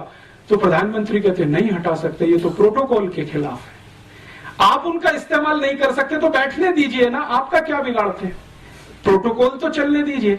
माने वो वॉयसराय वाला प्रोटोकॉल जो गुलामी से आया है, दास प्रथा से, वो यहां कंटिन्यू रखना है। हमारे यहां तो नहीं है। भारतीयता में तो कोई किसी को गुलाम नहीं बना सकता, क्योंकि हम तो आत्मा की बात करते हैं। हम तो कहते हैं ना आत्मा सबकी समान है, परमात्मा का अंश है, कोई किसी को कैसे गुलाम बना सकता है। हम तो किसी जानवर को गुलाम नहीं बना सकते, आदमी की तो बहुत दूर की बात है। और अगर बनाते हैं तो वो समाज में विकृति माना जाता है, उसको स्वीकृति कभी किसी ने नहीं दिया है, ये हमारे देश में नहीं। अब हमारे यहाँ क्या होता है, मॉडर्निज्म में हमने अमेरिका और यूरोप से प्रभावित होकर बहुत कुछ करना शुरू किया है। जैसे कुत्ते पाल लिए, अभी बहुत लोग हैं जो घर घर में कुत्ते पालते हैं। भारतीयता में आप कुत्ता घर में बांध के नहीं रख सकते, वो तो स्वतंत्र छोड़ने के लिए ही है, लेकिन हमने घर में पाल लिए हैं और उनको गले में पट्टा डाल के घुमाने के लिए लेके जाते हैं और फिर वापस लाते हैं, उसमें बड़ी शान समझते हैं। और अगर उसको पलट के ये कह दो कि भाई ये कुत्ते पालने से अच्छा कोई गाय पाल लो तो दूध तो मिलेगा और गोबर का खाद किसी किसान को मिलेगा, क्या अब्सर्डिटी की बात करते हो, गाय रखेंगे, गंदा करती है। और वो कुत्ता कहीं भी गंदा करता है, किसी का लिहाज नहीं करता, कहीं भी पांव उठा के मूत्र कर देगा और कहीं भी संडास कर देगा। उसको साफ करना हमको अच्छा लगता है क्योंकि यूरोप से आया हुआ है। और हम गाय पालें और उसका दूध पिए तो उसमें 50 तर्क सुनाना शुरू कर देते हैं। जी जयपुर शहर में गाय कैसे पाल सकते हैं, कानून नहीं है। कुत्ता पालने का कानून बन सकता है तो गाय का भी बन सकता है, लेकिन हमने कभी प्रयास नहीं किया। तो कुछ घालमेल इस तरह का होता है, खिचड़ी कुछ इस तरह की होती है। तो हम जो हमारी मान्यता में ऐसा नहीं है तो हमारे कार्य में वैसा नहीं है, होता है तो हम उसको विकृति मान के छोड़ते हैं, वो समाज के लिए आदर्श और उदाहरण नहीं बनता है। तो अब हमारी मान्यता जिस तरह की है व्यवस्था उसी तरह की बनेगी, उनकी मान्यता जिस तरह की है व्यवस्था उस तरह की बनेगी, और व्यवस्था को चलाने के लिए नियम कायदे कानून उस तरह के बनेंगे जिस तरह की मान्यता और व्यवस्था होगी। तो यूरोप और अमेरिका के नियम कायदे कानून उस तरह के हैं, हमारे नियम कायदे कानून भी अगर उसी तरह के बनेंगे तो सर्वनाश ही होगा। अब जैसे वहां जितने भी न्याय के कानून हैं जिसको जस्टिस कहा जाता है उनकी भाषा में, वो सभी के सभी गुलामों को ध्यान में रखकर बनाए गए हैं। जैसे पनिशमेंट के कानून है, पनिशमेंट के कानून यूरोप में है, क्योंकि गुलाम है तो गुलामों को पनिशमेंट देना है, और देना है तो किस तरह का, 100 कोड़े मारो, 200 कोड़े मारो, 500 कोड़े मारो, 1000 कोड़े मारो। 1 शिलिंग की चोरी हुई है, 2 शिलिंग की चोरी हुई है या 1 पाउंड की चोरी हुई है, उसमें 1960 तक लंदन में 40 कोड़े की सजा थी। तो इस तरह की व्यवस्था है क्योंकि वो गुलाम। हमारे यहाँ तो कुछ दूसरे तरह की व्यवस्था थी। हर्षवर्धन के समय में, चंद्रगुप्त विक्रमादित्य के समय में और किसी भी राजा के समय में चोरी के लिए जो कानून बने हैं न्याय देने के लिए, और यूरोप में है, उन दोनों का मैं आजकल अध्ययन कर रहा हूं, जमीन आसमान का अंतर है। और वहां अगर सजा है, जैसे भारत के क्रांतिवीरों को भी वो सजा देते थे कोड़े मारने की, क्योंकि यूरोप से आई है वहीं से। तो भारत का कोई क्रांतिवीर है, अंग्रेजों के खिलाफ बगावत किया, 50 कोड़े मारो। जैसे चंद्रशेखर आजाद की कहानी तो आपने सबने सुनी है कि उनको अदालत में ही कोड़े मारे गए थे। तो उन्होंने जज से रियायत मांगी कि ये तो बहुत ज्यादा है, तो जज ने कहा अच्छा 5 कम कर दो, 45 मार दो, ये दया है। लेकिन वो जज जानता नहीं है कि 10 कोड़े में भी ये मर जाएगा, और वही हुआ चंद्रशेखर आजाद के साथ। तो जो न्यायाधीश बैठा था कुर्सी पर, वो कहे कि मैं क्या करूं, मुझे तो जो लॉ मिला है उसके आधार पर मैंने फैसला दिया है, अब इसमें प्रेम दया करुणा कहां से फिट बैठती है मेरे समझ में नहीं आता। भारतीयता की नजर से मैं नहीं देख सकता, क्योंकि मुझे कानून ऐसा मिला है पालन करने के लिए।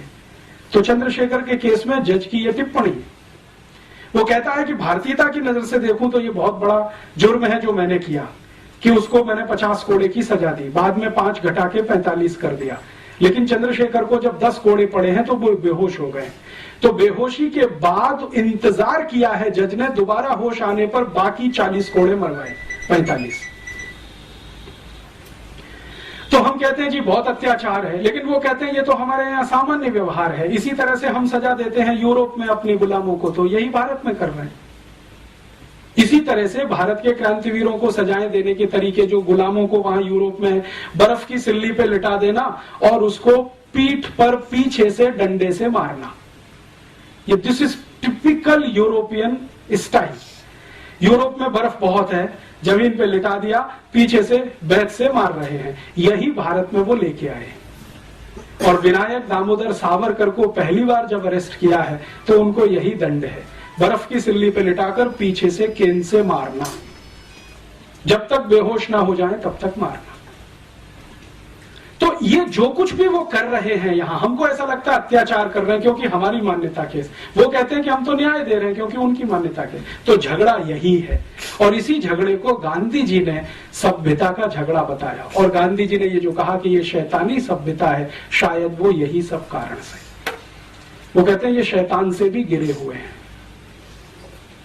तो अब हमें यह तय करना है कि जो शैतानी सभ्यता गांधी जी बोल गए और जो दिखाई भी देती है उनके दस्तावेजों में, उसको अंधानुकरण करें या अपनी सभ्यता, अपनी संस्कृति और अपनी मान्यताओं के पीछे चलें। ये बड़ा प्रश्न इस समय हमारे देश में है। फिर हम ये कह सकते हैं कि हाँ, भारतीय सभ्यता में सब कुछ अच्छा है क्या, संस्कृति में सब कुछ अच्छा है? नहीं है, बहुत कुछ खराब है, क्योंकि सभी सभ्यताओं में बहुत कुछ खराब होता है, बहुत कुछ अच्छा होता है। तो हमारी सभ्यता संस्कृति में भी बहुत कुछ खराब आ गया है, शायद वो नकल से आया हो। सबसे बड़ी खराबी अपनी सभ्यता में जो पिछले 200, 250, 500 वर्षों में आई है, या शायद ज्यादा आ गई हो, कि हमने जातियों के आधार पर ऊंच नीच कर दिया इस देश में। ये अपर कास्ट है, ये लोअर कास्ट है, ये बैकवर्ड क्लास है, ये फॉरवर्ड क्लास है, ये ब्राह्मण है, ये चमार है, ये चमार नीचा है, ब्राह्मण ऊंचा है, क्योंकि चमार हाथ से काम करता है, ब्राह्मण दिमाग से काम करता है। ये जो ऊंच नीच है, ये शायद हमारी सभ्यता की सबसे बड़ी बुराई हो। आज के समय के हिसाब से तो दिखाई ही देती है, पहले भी शायद रही हो या इसका कोई दूसरा स्वरूप रहा हो, उस पर हमें रिसर्च करने की अभी जरूरत है। तो हमें ऐसा लगता है कि ये खराब है। तो सभी सभ्यताओं के विकास में ये एक मूल क्रम होता है कि जो खराब है उसको छोड़ते जाओ, जो अच्छा है उसको और अच्छा बनाते चले जाओ। सभ्यताओं का विकास ऐसे ही होता है। तो अगर हम मानते हैं कि भारत की सभ्यता में कुछ खराब है तो छोड़ें और उसको परिष्कृत करने की कोशिश करें, तब तो ईमानदार यात्रा हमारी होती है विकास की। लेकिन अगर अपनी सभ्यता को ही छोड़ दें, उसकी बुराई अच्छाई तो बात ही ना करें और सब कुछ विदेशी सभ्यता में अच्छा ही अच्छा है, बिना जाने बिना समझे उसको आयातित करें, तो ये तो सर्वनाश की तरफ ले जाएगी, जो गांधी जी कहते हैं। तो मेरी अपनी मान्यता में वर्तमान में जो हमारी सरकार है वो ग्लोबलाइजेशन के नाम पर, लिबरलाइजेशन के नाम पर इस देश को बर्बादी की तरफ लेके जा रही है, क्योंकि बिना सोचे बिना समझे यूरोपियन अमेरिकन सभ्यता को अंधाधुंध तरीके से इस देश में लागू करने की पूरी ताकत लगाई जा रही है। अब हम नागरिकों के सामने ये बड़ा धर्म संकट है कि हम कहां जाएं।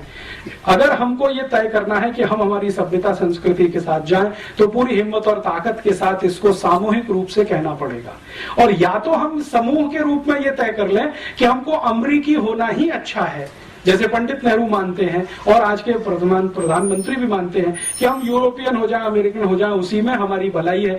तो पूरा समाज ईमानदारी के साथ अमरीकी और यूरोपीय हो जाए, मुझे उसमें कोई बुराई नहीं लगती। या तो हम ईमानदारी से अमरीकी यूरोपीय हो जाए या ईमानदारी से भारतीय रह जाएं। ये जो बीच की खिचड़ी है, क्योंकि फ्यूजन कहीं नहीं होता है, हो नहीं सकता है, सभ्यताओं में तो नहीं हो सकता है। तो फ्यूजन करने की कोशिश करेंगे तो उसमें से कोई अभीष्ट नहीं निकलेगा, हमारे लायक नहीं होगा। इतना ही कहकर इस व्याख्यान को मैं विराम देता हूं और इस व्याख्यान की मदद से एक नया प्रश्न मैं इस समाज में खड़ा करना चाहता हूं कि हमको जाना किधर है, ये तय करें। यूरोप अमेरिका जैसा होना है तो पूरी ताकत से बने, और भारतीय होना है तो पूरी ताकत से इधर आए। समाज के स्तर पर यह तय करने की जरूरत है, क्योंकि राजनीति इसे तय करने में समर्थ नहीं है। राजनीति समर्थ क्यों नहीं है? क्योंकि वो नितांत स्वार्थ में डूब चुकी है, और जब नितांत स्वार्थ में कोई डूब जाता है तो समाज को दिशा नहीं दे सकता।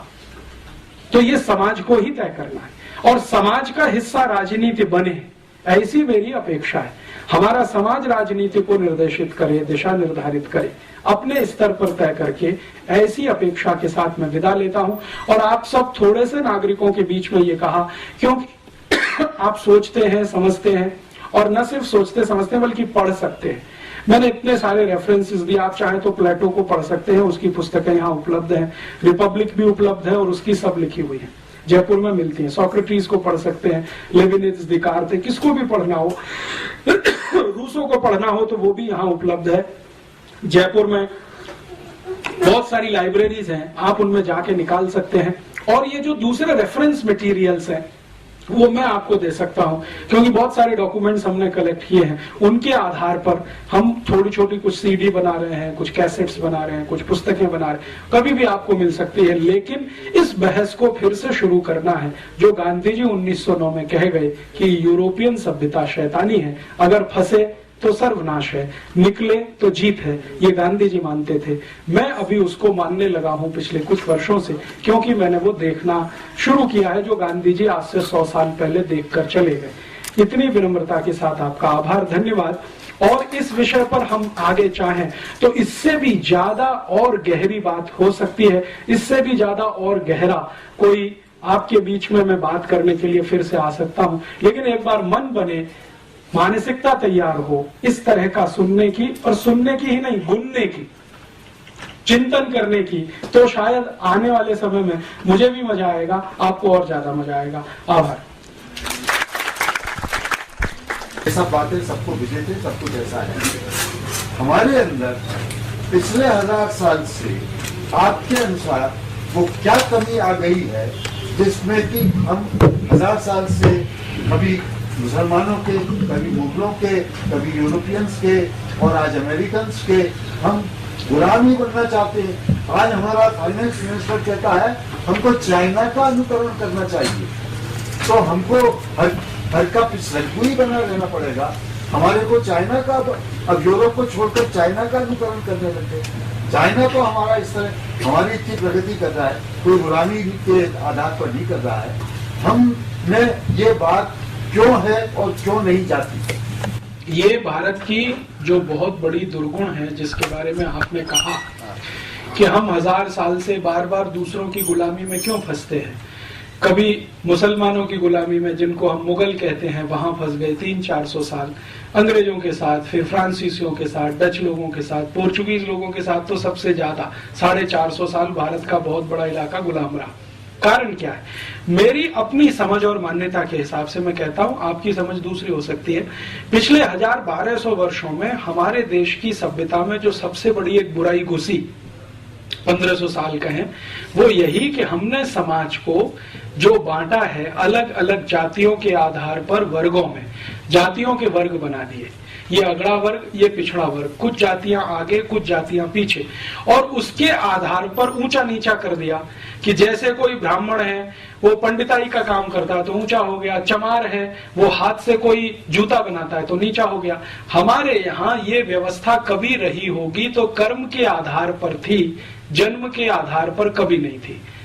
हम जन्म के आधार पर अपने वर्ग कभी नहीं बनाते, कर्म के आधार पर वर्ग बनाए हैं हमने कभी।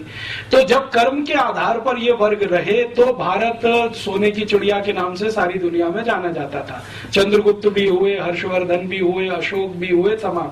जब हमने जन्म के आधार पर इसको मानना शुरू किया होगा, वहां से गिरावट आई, और समाज में गिरावट जब आती है तो राज्य भी उसका एक अंग है समाज का, तो उसमें भी गिरावट आई और शक्ति हमारी छिन्न भिन्न हुई। वो शक्ति कैसे छिन्न भिन्न हुई, वो एक उदाहरण से समझ में आता है।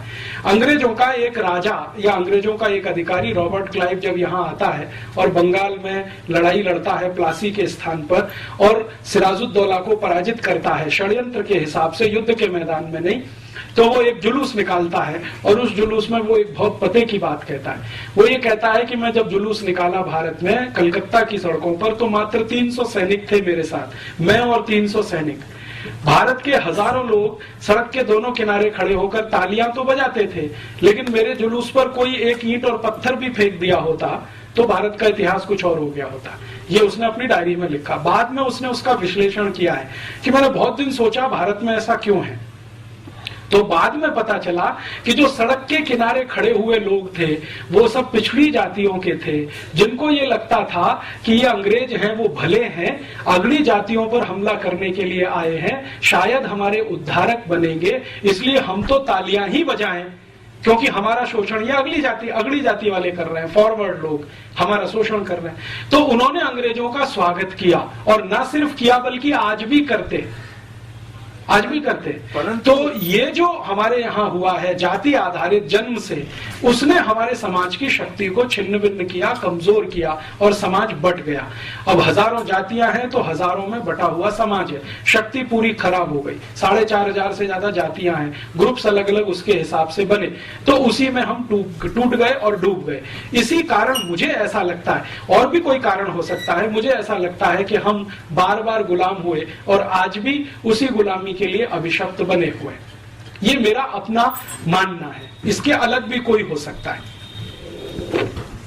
ये जो आप कह रहे हैं, ये अगली पिछड़ी जाति का जो भेद हमारे देश के अंदर किसी तरह से दुर्भाग्यपूर्ण रूप से आ गया, परंतु जो भी गुलाम रहे हैं, चाहे मुगलों के, मुसलमानों के, फिर बाद में अंग्रेजों के, वो सबके सब अगड़ी जाति के रहे हैं, पिछड़ी जाति के नहीं रहे हैं।